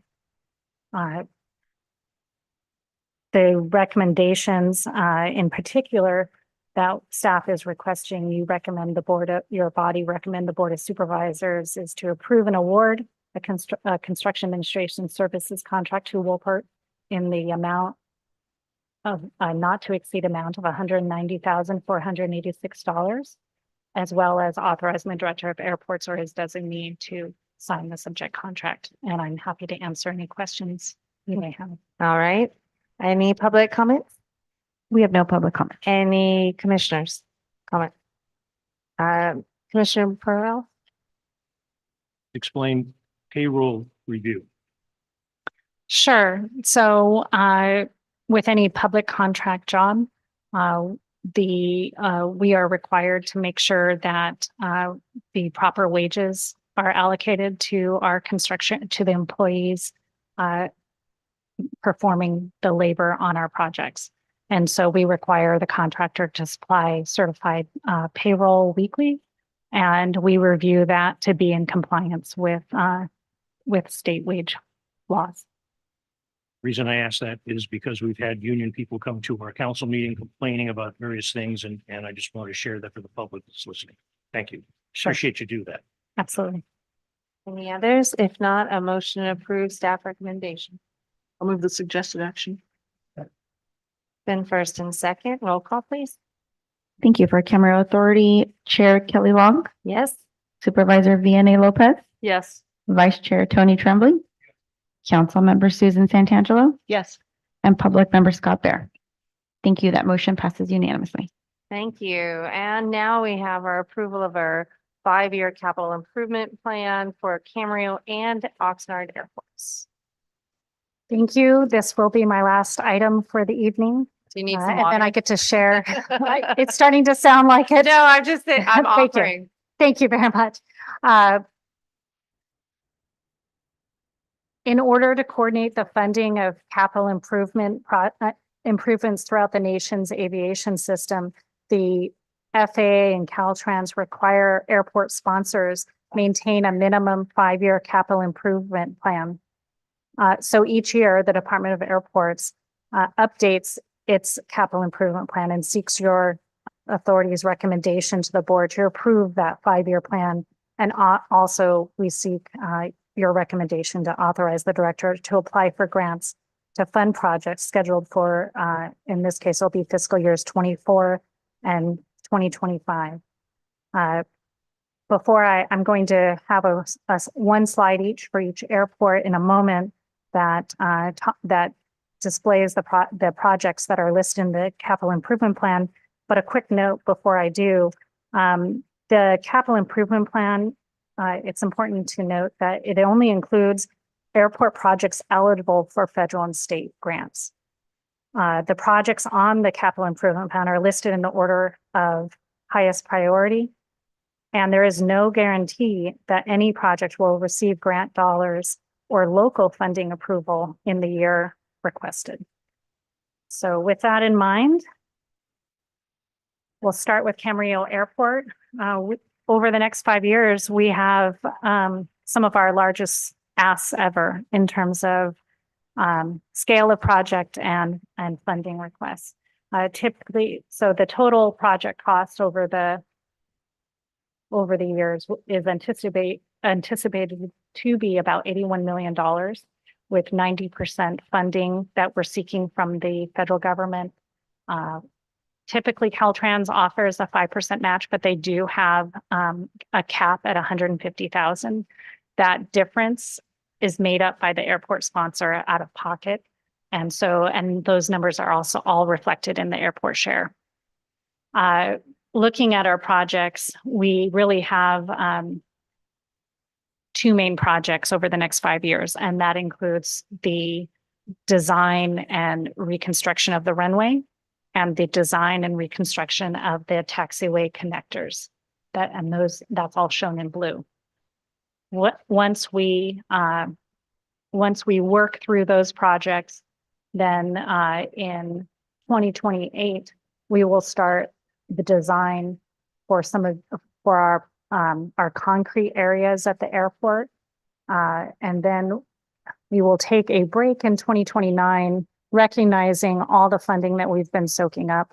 And also because the FAA, when you receive a design grant, they want you to have a break year in between before you ask for construction dollars to fund that project. So we'll be bringing that in 2031. I did a very quick, I figure you guys have heard a lot from me, but for Camarillo Airport, I just want to see if there's any particular questions about the projects that we raised. Many of these. Any have been questions? the Any plan. questions for the Camarillo Airport? Okay. You do. Sure. I'd like to make a comment. I believe that you bring a tremendous amount. And so your comment about, we've heard a lot about information. I can't speak for the rest of them. I appreciate you bringing information to us Sure. so that bluntly, I'm on the hook for the vote that I take based on the information you gave. And so the more the merrier as far as the information. You're very thorough, accurate, and I've yet to find a fault. Thank you. Okay. Well, thank you. Nice comment. Now we're moving to the Oxnard. Absolutely. Oh, yeah. Yes. Yeah, sure. How long is the runway? How long will it take? Sorry. How long will it take? The project? Yes. Well, we have not entered final design, but it depends on how where we end up in that design. Thank you. Oh, any other questions? All right, now we can move to Oxnard. And I'm very happy to share Oxnard Airport's capital improvement plan. You can see that while it's not at the level of Camarillo, we also are just coming off almost, I believe it's nearing $40 million of improvements at Oxnard Airport. And even with that, we still have needs identified. So looking at Oxnard Airport, we're looking at about 24 million in total project costs, 90% funding request to the FAA, with Caltrans and the airport making up the rest of that share. Starting in 2024 right now, we actually are about to begin the reconstruction of Taxiway Foxtrot, and we will be receiving one final companion grant for that work with entitlement dollars. So that will be coming anytime, but as I said, it's based off of entitlement. So it's not a if, it's a when. So we're able to go ahead and move forward with that project. And we also are seeking a grant for the design of the reconstruction of the terminal apron, concrete and asphalt areas, as well as the ARF shelter, which is a airfield rescue firefighting shelter. It's where we house our fire trucks. And that is all in the orange area here. In 2025, we are seeking federal funding but it's through a very competitive grant process to bring some dollars in to make some repairs and upgrades to the Oxnard Air Traffic Control Tower. And so that grant application will be due later this year, and we're hoping to get some dollars and updated. It's a 60-plus-year-old building and shows it in some places. So we also are looking to do a design for West Hangar area apron with construction to follow in 2027. You'll see that there's going to be a theme where we do a design one year followed by construction every other year. And so that first starts here in 26 with that terminal apron area.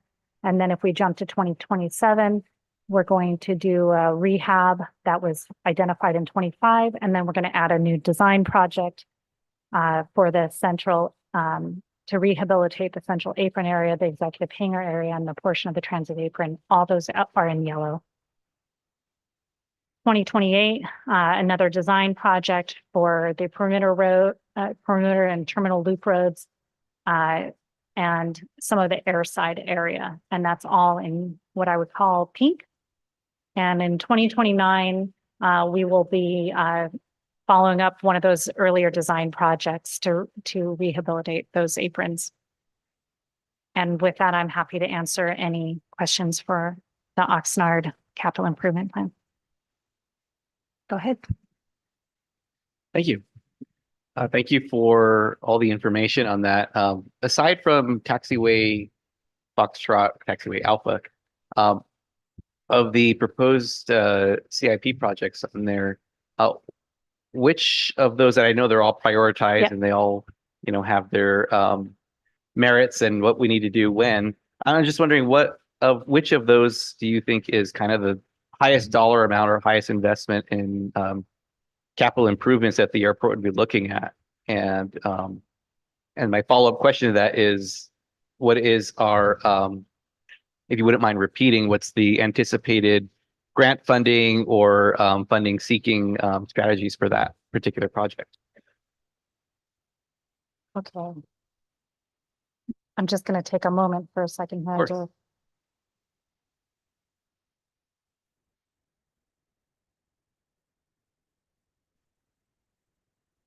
At the moment, the highest dollar value project that we're seeking will be for the rehabilitation of the air traffic control tower.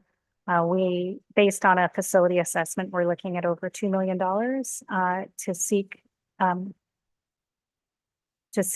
to make some upgrades. The rest of the projects, although in 2026, the reconstruction is always more expensive. The rest of the projects are basically rehabilitations, and that can be as simple as a seal coat. The issue has been, because of the high dollar projects that we've had, we want to get these other pavements back in maintenance cycles so that we don't end up with a reconstruction earlier than needed. So we have prioritized based on sometimes availability of any special funding. The air traffic control tower is a higher priority because the funding is limited in time. So that's why I listed it as number one. I would probably say the terminal apron and the ARF pavement is the next nearest priority because of the current condition. Okay, thank you. And that actually added some really good context to that as well, because that was going to be another follow-up question I had after hearing your response is, for air traffic control towers, is that a consistent or regular grant cycle or funding cycle? And it sounds like it's not. So I appreciate staff's diligence on seeing, this is certainly a need. I don't think that's any secret. And then knowing that the stars may align for a application for that funding source. So thank you. And last thing is, I appreciate the structure you have proposed here of design and construction happening for different projects concurrently. So design happening now will happen in a future fiscal year. And when that construction is happening, design for the next project is happening. So that's very, I appreciate it as far as being able to follow that in a structured and intentional way. And then lastly, thank you for the reminder that we're almost halfway through this decade when we look at our 5-year CIP. So Commissioner Tremblay, but can you bring that slide back up on Oxnard? Thank you.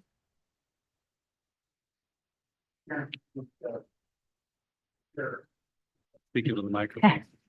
Can you just do the math up on top for me? I'm just still struggling with it. 24 million of the FAA 90%. I agree. Would be 21.6 million. Could you help me understand the math? Councilman Perillo, I'm sorry, there's a ding in my armor thing. That math is not correct, so I will have to look at reference the packet to look at the bottom line on the That's okay. CIP that's attached. We're roughly looking at an FAA match of around 21.5 million, with the rest being Caltrans and the airport share, right? Can you go Yes. back on the Camarillo slide just for a second, just to Yeah. make sure we're good on the map? Yeah, we're good on the map there. Okay, thank you. No, thank you. We'll make sure to update that slide. Good catch. Go ahead. Just one quick question. Is it a rehabilitation of the existing tower structure? Or is it going to be a brand new construction as far as the building goes?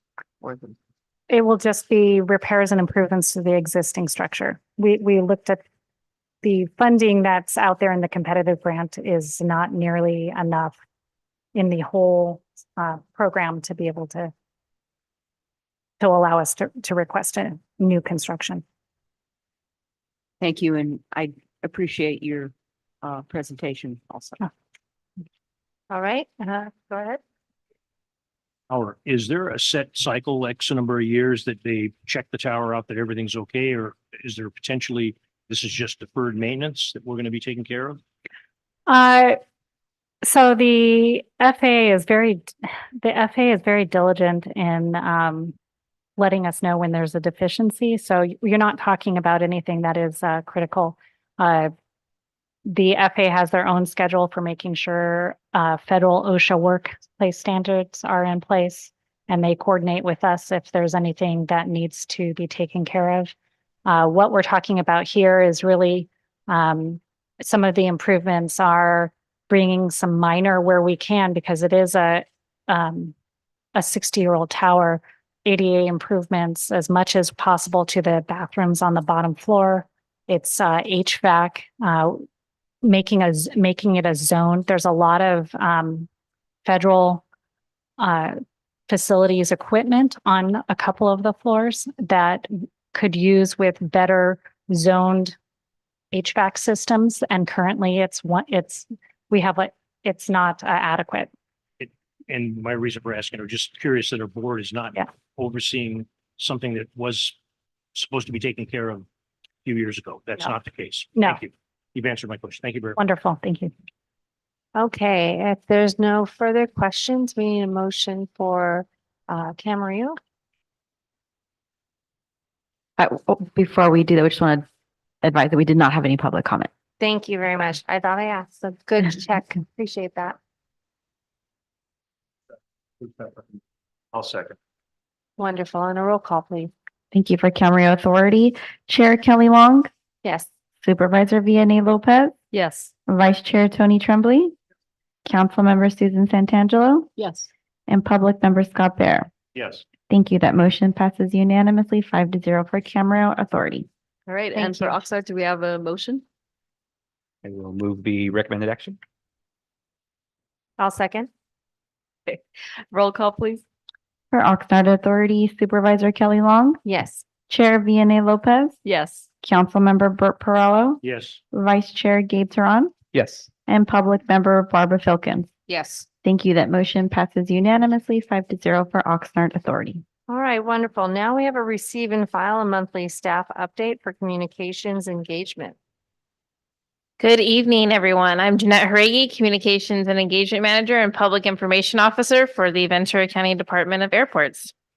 My presentation tonight is twofold. My first order of business will be to give an update and overview of the radar outage at Point Mugu that affected both Camarillo and Oxnard Towers in February. And then from there, I'll move on to our most recent feel-good stories. On February 22nd, Naval Base Point Mugu reported that their radar system had been damaged by flooding. This is the same radar system utilized by both the Camarillo and Oxnard towers. While the component of the system that the Point Mugu tower uses was up and running within a couple days, the element of the system that communicates with the Camarillo and Oxnard towers remained damaged and was in need of repair. The outage lasted a total of 13 days and was restored in early March. In those 13 days, we encountered other factors that also affected air traffic, including inclement weather and survey work being conducted by SoCalGas. When combined, these factors led to several days of higher traffic volume and more residential overflights, particularly in Oxnard. Controllers had to employ manual procedures that featured increased safety margins. This meant, again, for Oxnard in particular, that pattern work required left turns due to incoming traffic from the north. For some of our neighbors, this seemed to diminish the progress we have seen for fly-friendly BC. We absolutely recognize the impact this outage had on the community, and because of that, we remained in daily contact with Point Magoo, the Camarillo and Oxnard towers, and their respective maintenance teams, all of whom supplied us with the information necessary to provide regular updates to the community. Finding a resolution to the damaged radar system was complex and involved the United States Navy and the FAA. As we move forward from this, the focus of our work will include continued communication with the pilot community regarding fly-friendly BC and the successes we've seen thus far. We expect to see those successes continue and to improve. And we will also explore ways in which we can improve our communication and overall approach to unexpected and isolated incidents such as this. And that includes face-to-face meetings as recent as today with members of both the Point Magoo and FAA radar teams to make sure that we stay connected, better connected, to address situations just like this. In these slides, you'll see air traffic on Wednesday, February 21st, which was the day before the radar outage. And you'll see fly-friendly patterns in full effect with right turn traffic, far fewer flights over residential communities, a high volume traffic day, but still fly-friendly VC patterns in effect. Fast forward to the next day and first day of the radar outage, and you see a tremendous difference in air traffic. We spoke with the tower regularly, as I mentioned, and they were doing the best that they can and were able to successfully keep everybody safe with high traffic volumes. This includes Monday, March 4th, which is one of the days SoCal Gas was doing their survey work. So huge impact on the community, which we were well aware of. And again, we made sure we stayed connected to Point Magoo and the towers continuously to get the communication out to the community and respond to the concerns that we were receiving. With that, I'd like to note our appreciation for the patience of our neighbors who reached out to us with concerns, and our appreciation for our continued partnerships with Point Magoo, the tower teams at Camarillo and Oxnard, and all maintenance teams, all of whom worked tirelessly to ensure that air traffic operations remained safe and that the system was restored as quickly as possible. And I'll note, I just want to make sure that to emphasize that these traffic images are out of Oxnard in particular. So again, the day before the outage, the day of the outage, and then March 4th, which was one of the survey days. Before I move on, are there any questions? Is there any questions? Go ahead. You mentioned, I believe it was Southern California Gas did a survey and it's showing helicopters. How are they surveying the gas lines which are underground from a helicopter? I don't have an answer to how they conduct their survey work. I don't know if It's Southern California Edison, so it's the power lines. Well, so this Right? was SoCal Gas Oh, that that was was doing SoCal Gas? that was, so we do have, there is survey work from Edison, but we do have SoCal Gas that does, and I don't know how they, what their system, what their work looks like. Good clarification. So we get the notices, our operations team get the notices, and we are in communication with them regularly. How they do the survey work, I can't answer that, but. I was just curious if there's like a sniffer or something that they hang down and it's detects odor. So thank you. Yeah.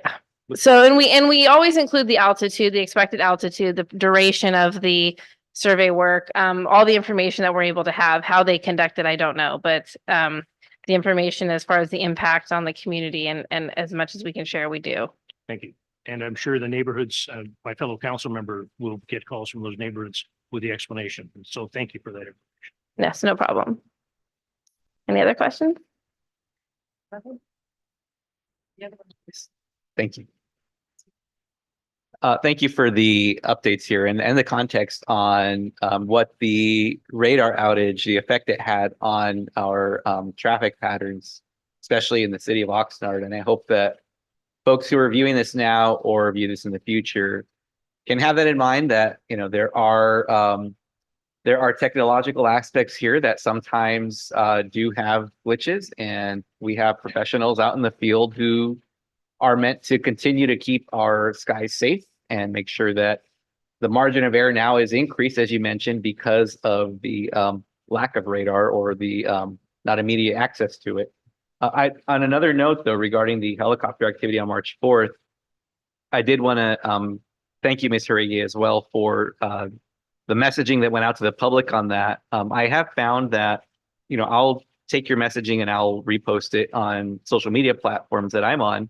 And I found that my airport posts, which are typically just reposts, get a lot of likes and traction. And I'm not really sure how that is, because usually the posts I get that have a lot of engagement are around youth and great things happening. And so the airport's up there with youth and pets for some reason as far as engagement. So just looking at the helicopter activity one, though, I just brought up on one of my platforms some insights. 13,000 post impressions and 12,500 post reach that's how many people saw that post. And I mean, Is that on Nextdoor? That one is actually on Facebook. I don't have name platforms, but yes. Yeah. Yeah. And Nextdoor, it performed very well too. I brought up those metrics as well. But when I say that, some very routine posts that I'll do, they perform, mediocrely, but things that are super popular are usually about cleanups and pets and positive community things. But the airport ones, for whatever reason, get really good traction. And I just want to thank you for that, because your messaging going out shows that the Department of Airports is, getting their views, but I'm trying to do my part to, get that out and spread the net as wide as I can. But, this shows me that folks do see it and they appreciate that information, that messaging. So continue, putting that stuff out there. I'm happy to reshare it. Thank you. Yes, it certainly takes a village to get the news out that we share. So I appreciate all of you that share the information. We all have different networks. Some of them overlap, some of them don't. So it's very helpful when you're able to do that. So thank you to all of you that do. Any other questions? Just want to add, thank you for the tremendous effort, coordination with the base and getting information out. And just as this outage happened and we saw the impacts, was just before Supervisor Long and I traveled to DC as part of the Regional Defense Partnership to advocate for the base, and knowing of this outage and how it came about was certainly a topic of discussion in our lobbying meeting. So just wanted to reference that this isn't an issue that just applies here through under the airport authority, but just the context of it and how we all are working together in partnership with other communities to ensure that systems are functioning and recognize the impacts that were felt by the community. So just want to plug that in, that not the last we will hear of it, but something we, do look to work to improve for the future. Fantastic. Thank you. All right. So now on to our feel-good stories. As you know, the Department of Airports is highlighting unsung heroes from the local aviation community through periodic short feature stories designed to not only put a spotlight on those who tirelessly serve the community, but to also help educate the community about a portion of the airports that is often overlooked. Many may realize that Camarillo and Oxnard airports serve as vital connections to the national airspace system and are home to many businesses and individual aircraft owners, all of whom contribute to the economic vitality of Ventura County. What many may not realize is that some of these individuals and businesses also play a critical role as philanthropic contributors through a variety of nonprofit organizations that work to benefit the environment, animals, local youth, emergency response, and more. Tonight, I eagerly share our 5th and 6th stories in the series, focusing on the legacy of the Tuskegee Airmen and the Ventura County 99s. First, the Tuskegee Airmen. As February came to an end, the Ventura County Department of Airports honored Black History Month by shining a spotlight on the legacy of the Tuskegee Airmen. When the United States involvement in World War II became inevitable in the late 1930s, President Franklin Roosevelt had no choice but to expand inclusion in all branches of the military, including what was then the Army Air Corps.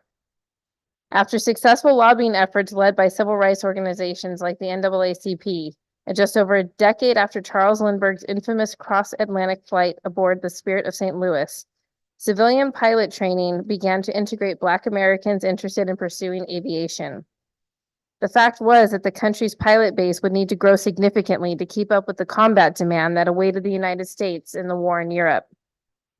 With segregation laws still in effect throughout the country, Black American airmen were sent to the Tuskegee Army Airfield in Tuskegee, Alabama, to begin training as pilots, navigators, bombardiers, mechanics, and more. The Tuskegee Airmen entered the war in 1943 in North Africa and Sicily, and were often assigned to second-hand aircraft that were slower in performance and more difficult to maneuver. Still, they played a pivotal role in the Allied victory in Europe, having flown more than 15,000 missions and earning more than 150 distinguished flying crosses in just 2 years in active combat. There was no looking back. The success of the Tuskegee Airmen in World War II opened the door for continued integration in aviation. Their demonstrated courage and resiliency as they bore the brunt of systemic racism opened the door for future Black Americans to be able to pursue their dreams of a life in the skies. The Commemorative Air Force Museum at Camarillo Airport has a portion of their permanent exhibit honoring the Tuskegee Airmen, including former Camarillo resident Richard T. Lee.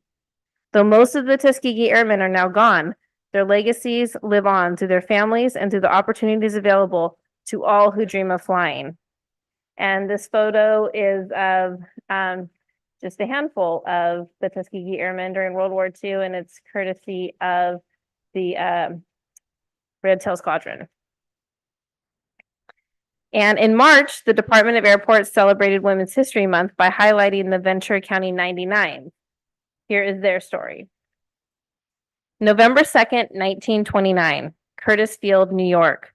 More than 100 licensed women pilots gathered to make a move, a big move, one that would change the course of aviation history. Just 9 years after the ratification of the 19th Amendment, which gave women in the United States the right to vote, women were now fortifying their role in aviation. It was still a young industry, but one that was already dominated by a legacy of men. Finding a name for the group would be a challenge, and the final decision fell on the number of chartered members. First the 86s, then the 97s, with the final vote sticking with the 99s. Amelia Earhart was elected as the group's first president in 1931. Today, the now international organization has more than 150 chapters, all dedicated to supporting and inspiring women in aviation. Locally, the Ventura County 99 stands as one of the largest chapters in the organization, with more than 110 members from a variety of backgrounds. They are general aviation pilots, corporate and commercial pilots, flight instructors, and student pilots. They are award-winning aerobatic pilots and hot air balloon pilots. They fly out of Camarillo, Oxnard, Santa Paula, and Point Mugu, and they are all pursuing a dream. Martha Phillips joined the Ventura County 99s in the 1990s after earning her pilot license in 1986. It had always been a secret ambition of mine to learn to fly, she said. But between raising kids and everything, it was difficult, and I really didn't know how to go about it. Phillips then met and married her husband, Art, who was a pilot. He inspired her to pursue her ambition. The Phillips flew their Cessna 172 out of Camarillo Airport, all while Martha became more involved with the 99s, first as a chapter chairman, then treasurer, and governor of the Southwest section, then finally as treasurer and president at the international level. What inspires me is the access we provide to programs that have been traditionally male-focused, Phillips said, and we help provide the ability to fly and afford the ability to fly. That access and ability comes in the form of flight training, guidance, and support, and arguably of most importance through scholarships the 99s give annually to young aspiring women pilots. The fact is that we have a lot of women instructors, Phillips said. That shows young women that not only can they learn to fly, but they can then turn around and teach someone else. Additionally, the 99s are dedicated to supporting the communities they serve through volunteer work and educational programs. They are regularly involved in Wings Over Camarillo and the Young Eagles programs at Camarillo, Oxnard, and Santa Paula airports. They were instrumental in visualizing and solidifying the viewport outside of the Waypoint Cafe at Camarillo Airport, a project they completed in partnership with the Waypoint team and the Department of Airports. The group also secured representation of women in aviation at the Commemorative Air Force Museum at Camarillo Airport and will be relaunching their Aviation Career Day, an annual event that was put on hold when the COVID-19 crisis hit Ventura County. We are just women celebrating women, Phillips said. In 2023, the VC-99 celebrated their 50th anniversary and are preparing to join the 100th anniversary celebration of the international organization in 2029. Though a century has nearly come and gone since the group's inception, the goal to pave the way for new generations of women pilots remains the same. I just hope that we can continue to help people achieve those dreams, Phillips said. That we can continue to serve as mentors and a source of inspiration. Our whole purpose is to be here to encourage those who were like me, the ones who have a dream but aren't sure how to go about it. And here you see pictures from the Ventura County 99s from their website. They've been fantastic to work with since my time here at the airports began a year and a half ago, and honored to be able to put a spotlight on them for Women's History Month in March. Thank you very much for the spotlights. This is great history and where we're going. I'm really appreciative. Are there any public comments on these items? We do not have any public comments on this. Okay, commissioners, do you have any comments? Go ahead.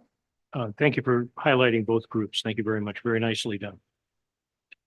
And on this side, all right. Go Thank to you. receive and file. Thank you, and keep up all the great work of pushing out information for everyone and helping us share it as well on all the different platforms and on the website. So thank you. Thank you. Next up, we have a review of the fiscal year 2024-25 proposed budget. Just a review. Who's going to be leading this one? Our financial. Good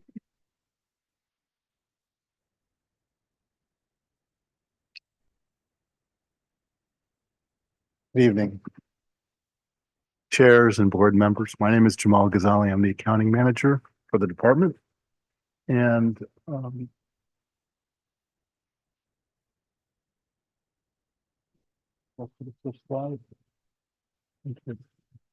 this is a summary of the proposed budget that we're presenting to the board. The bottom line is we're going to be $227,000 plus. Jamal, you want to speak into the mic? I'm sorry. Thank you. We will be $227,000 positive before depreciation. I'm sorry, after depreciation. There's been a lot of discussion about depreciation. And I just wanted to touch on it for just a minute. Most of our projects, all of our projects most of our projects are depreciated based on grant funding from most of it from the FAA. And so approximately 90% of it is grant funded. There's been some confusion about where the money for the grants comes from. I've heard that on a couple different occasions that it's federal income tax funds. It's not. There's no taxes involved in that funding. Federal, local, we don't borrow from the county, nor do we borrow outside. This is from the fees that you pay when you buy a ticket. Everybody in the country pays a small fee when they buy an airline ticket. That goes into the airport improvement program. That's the money that comes into to the airport in those grants. So I just wanted to mention that, and that's why we remove depreciation when we report our results.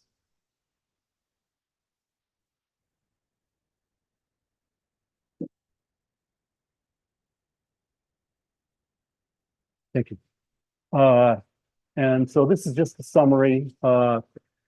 Same thing, depreciation we see at $1,631,000. That number is provided by the county auditors They project that and we use what they based on their numbers.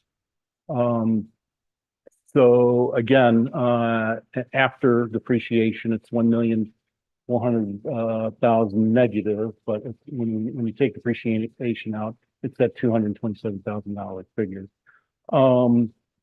We predict that our cash balance will be 15,000,001 by the beginning of the new fiscal year.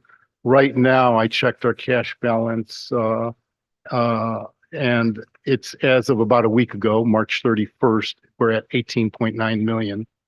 So we're in a good place in building our reserves for some of these projects that we're going to be doing over the next 5 years. So I'll be more than happy to take anybody's questions. Could I ask a question on it? So you're saying that we're going to be operating as a loss? No, You have a loss of 1.4, so. yes, and that's when you take depreciation into account. When you back depreciation out, this departmental expense for the most part, we're plus. We show an operating gain of $227,000. Okay, thank you. When we budget, it's really hard for me to understand budgeting at a loss. Yeah. So I just want to make sure that's confirmed. Actually, we would have been about 400,000 greater. We had two expenses that are one-time only expenses. Well, we hope they're one-time only. The PFAS, as well as a pressure washing system that we're getting for the ARF trucks in Oxnard to remove some of those forever chemicals. And that's, I think we budgeted 170,000. So the total of those two is 400,000. So we would have looked a little bit better at that point. Thank you so much. Are there any questions? Go ahead. Thank you for the presentation. The cash balance that we have, where do we park it and what is the earnings for that cash balance? Great question. In order to budget the money, we're given and predict how much we'll make in investment income. We're obligated to use the Treasury tax collector's number. They budgeted 3.5% for the year, and that's what we're using. And it all depends on where the rates go with the Fed. And so we predicted based on the current that rate, 3.5%, and how we plan on spending the money during the year. We predicted around $500,000 in interest income for the year. That number could go up, depending on if our projects get pushed off, we'll have more money. And if those rates go higher, which they're saying they could go higher. So we were a little bit, we tried to be as conservative as possible there. Thank you very much. Welcome. Thank you. Any other questions? And hearing none, thank you very much. It's a receive item. Chair Long, this, do want to state that we do not have any public comment. Thank you. And also, this is a recommendation to the Board of Supervisors, so we would need a motion in a second, please. Oh, okay. So I need for the Camarillo, if we can get a motion to approve staff recommendations. Second. First and the second, roll call, please. Thank you. For Camarillo Authority, Chair Kelly Long, Yes. Supervisor Vianney Lopez, Yes. Vice Chair Tony Tremblay, Council Member Susan Santangelo, Yes. and Public Member Scott Bear. Thank you. That motion passes unanimously 5-0. Right. And for Oxnard, do we have a motion? Recommended action. Second. Thank you. Roll call vote, please. For Oxnard Authority, Supervisor Kelly Long, Yes. Chair Vianney Lopez, Yes. Council Member Bert Perello, Yes. Vice Chair Gabe Teron, Yes. and Public Member Barbara Filkins. Yes. Thank you. That motion passes unanimously 5-0. And I do have to say, thank you very much for the presentation. We all understood that quite well. And usually, financials can get you lost sometimes. So thank you. All right, next up, we have our rent and fee schedules for fiscal 24-25. Good evening, and I hope you've all studied this fascinating document very well. Just wanted to make sure that I highlight some of the items that were changed. or that we propose to change. And again, this is a proposal to you, and then it goes to the Board of Supervisors in June for final approval. Can I have the slide for the? There we go. So I want to first highlight some of the things that aren't changing, and those are some of the items that we provided last year that are special concessions. One of which is discount still for unleaded fuel flowage for this next fiscal year of 24-25. So we're not charging a fuel flowage fee if you're pumping unleaded. Commercial activity permits for mobile mechanics, light instructors. We are still offering the reduced permit fee. This is to encourage compliance so that making sure that our professional uses here are properly permitted and they pay their fees and have insurance. So we're continuing that again this upcoming year.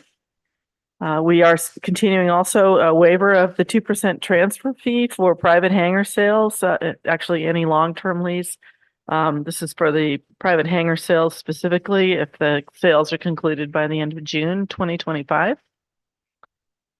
And then we are continuing, I believe Jamal has addressed this previously, but the e-pay charges will be continuing to waive in an effort to get people to use the online payment system.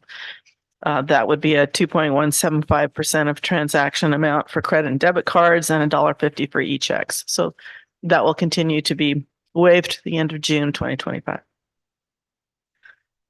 Some of the items that are new, we are charging a little bit more for parking at the Oxnard terminal. We have a new rate for folks who are doing drone testing. It's an airspace testing over primarily at Oxnard, up $250 a day. The wash rack use increased their fees from $6 for a 4-hour period to $25. We were experiencing a lot of folks just sort of parking there. So it goes by reservation. So we want to make sure that folks are in there getting their planes repaired, moving them out so that other folks can use that facility. The most significant one probably is the change in fees for film permits. That is something that's response really to the market. And we were charging consistently undercharging for film permits that take place. And primarily it's because they're not related to aviation. They take up a lot of time, space, and energy. While we do seek to recoup our hourly wages for operating officers, it's really more of a all hands on deck to respond because the projects are usually multi-day. They involve off airfield space, on airfield space, other tenants. So it's really just keeping up with the market price for that.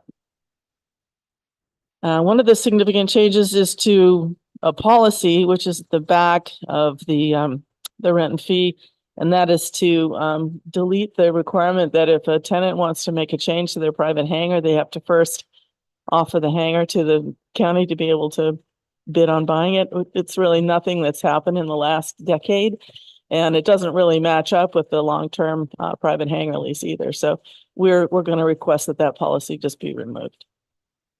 Are there any questions? Go ahead. Thank you, Madam Chair.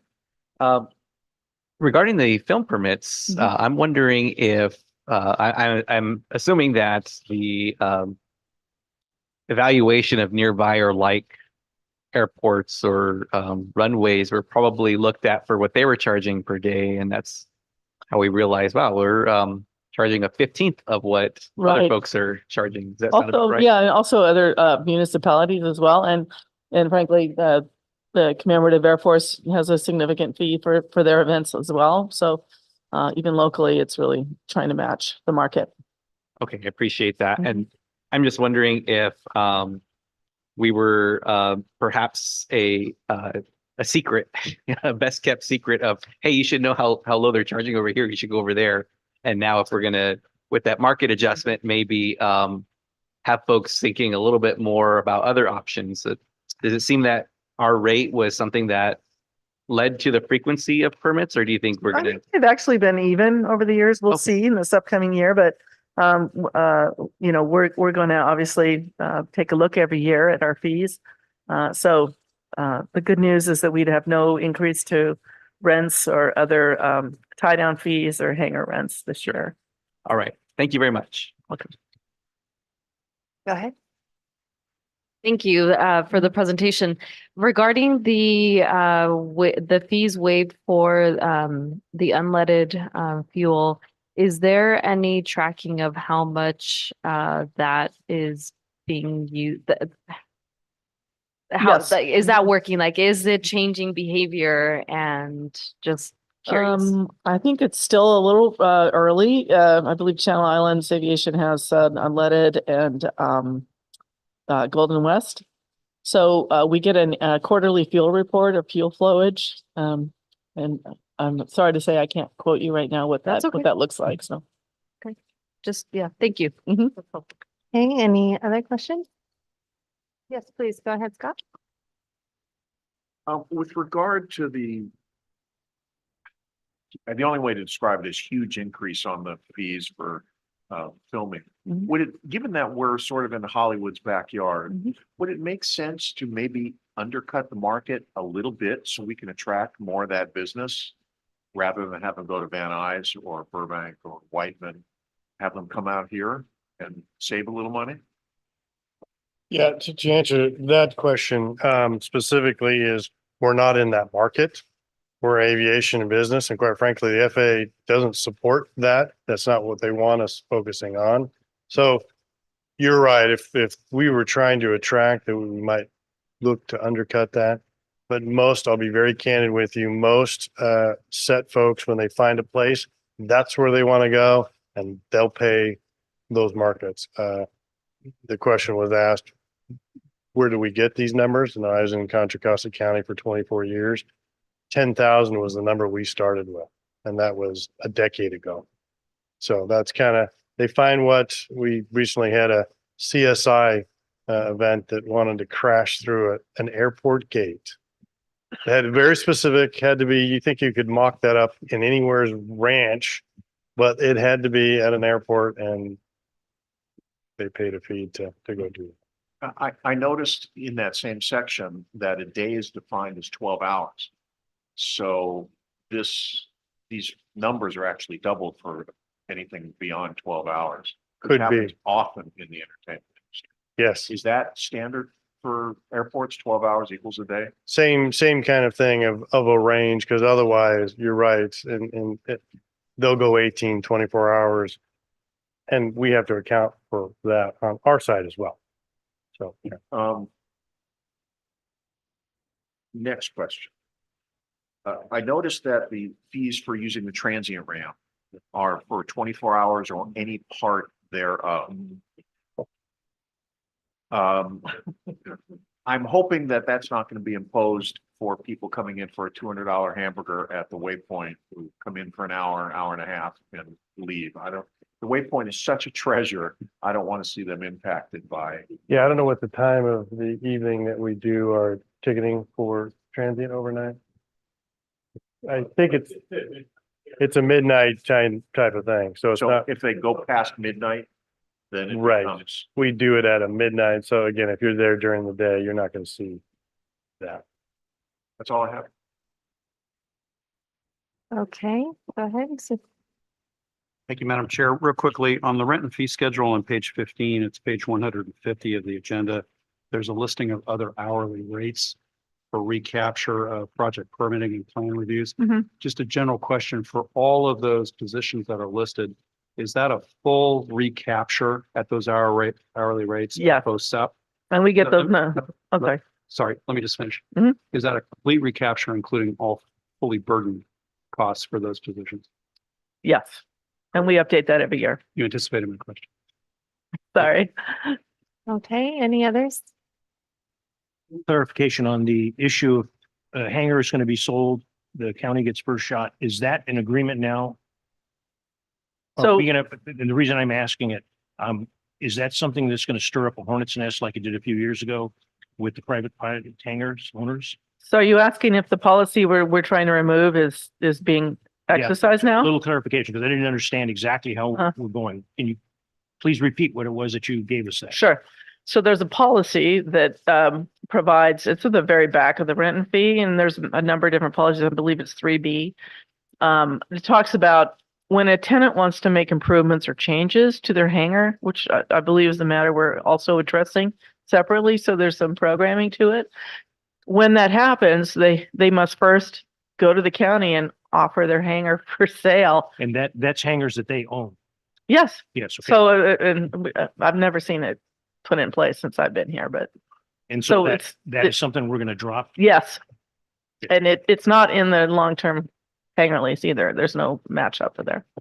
Thank you. So, And thank you for this information. I would like to ask that the information on filming be shared with our film commissioner to make sure that they have the updated pricing, and also EDC, the great network. We work so well with the out Hollywood to get everything going. And so I do know they do a fabulous job to market Ventura County and all our assets. So thank you. Thank you. If, are there any public comments on this? We have no public comments. Okay, so if hearing none, for Camarillo, a motion to approve staff recommendations. So moved. First and second, there you go. Thank you. For Camarillo Authority Chair Kelly Long, Yes. Supervisor Vianney Lopez, Yes. Vice Chair Tony Tremblay, Council Member Susan Santangelo, Yes. and Public Member Scott Bear.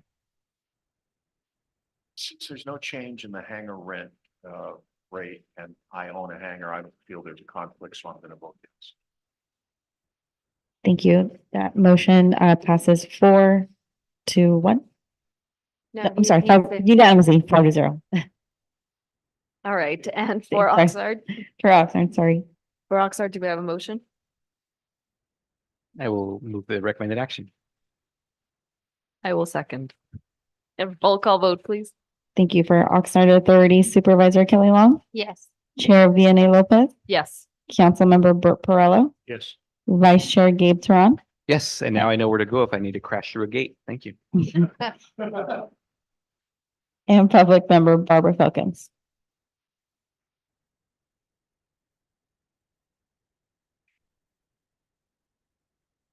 I think your battery's on. Oh, there you go. Mr. Bear, did you say yes or no? Did you abstain? There's a school of thought that because we're hangar owners and the rents and fee schedule contains the hangar rents, that there's a conflict for us to vote. I don't necessarily agree with that as a general principle. But in this case, since there's no change in the hangar rent from last year to this year, I don't believe there's a conflict Okay, I concur with that. in black and white on this one. And so I voted in favor of. And Your my answer will be yes. Okay, thank you. That motion passes unanimously 5-0. Thank you very much. A lot of work going on today. And so with that, I'll pass it over to our director. Very quickly, I just had 5 items I want to just share with the chairs and commissioners. The airport staff recently took a tour with Port Hueneme, CEO and president. She gave us a fabulous tour. Really was about sharing information and possible partnerships between aviation and the port. And we think there's some great opportunity there. Second item as county airports, both locations, but the first one is Oxnard Airport, Southern California Edison, confirmed installation coming soon to the airport at Oxnard first, with 6 locations for charging stations, electrical vehicle charging stations. So that should be happening in the next 30, 60 days. Wanted to share that our Deputy Director, Nafi, and our Communication Engagement Manager, Jeanette, recently gave a presentation to the Oxnard Leadership Group, oversight in details regarding what's happening at the 2 airports.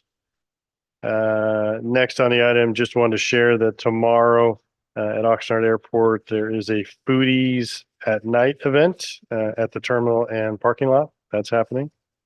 And the last item I wanted to share is Camarillo Airport passed its annual Caltrans cert inspection, 0 deficiencies. Happy to report both Oxnard last month and then Camarillo this month, 0 deficiencies, Caltrans. very proud of our maintenance and operations staff for that. And that's all I have. Wonderful. Are there any questions for our director? Go ahead. To the charging stations that are going in Oxnard, with what happened at the port, that those, I think it was $30 to $40 million charging stations got flooded out. And what happened in certain parts of Oxnard and Wainini, will those charging stations, I believe they're going to be installed, you mentioned. Yes. Are they going to be elevated just in case we don't have another problem?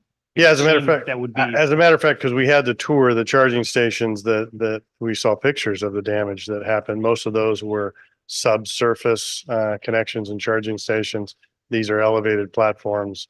We're not in a flood area as the port is, so we're in pretty good shape. well, the area of Wainini and Oxnard wasn't a flood area. It was a unique weather event, but Yes, thank you. yes. Okay, over here, any questions? Go ahead. Scott? None?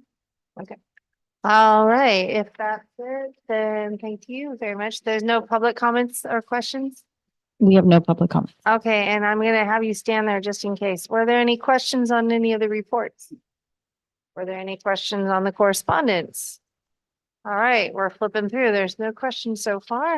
That's great. Authority comments. Go ahead. Well, I'd like to thank the Camarillo City Council and Mayor Tremblay and Member Santangelo for the meeting that they held yesterday, where they devoted a lot of time, staff resources.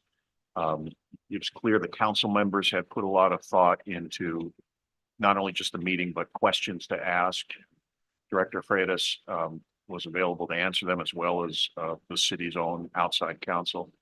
I think it was a very, very productive meeting, very informative meeting, and I hope that the public came away from that with a better understanding of some of the challenges we face as we try to mitigate the noise issues in Camarillo.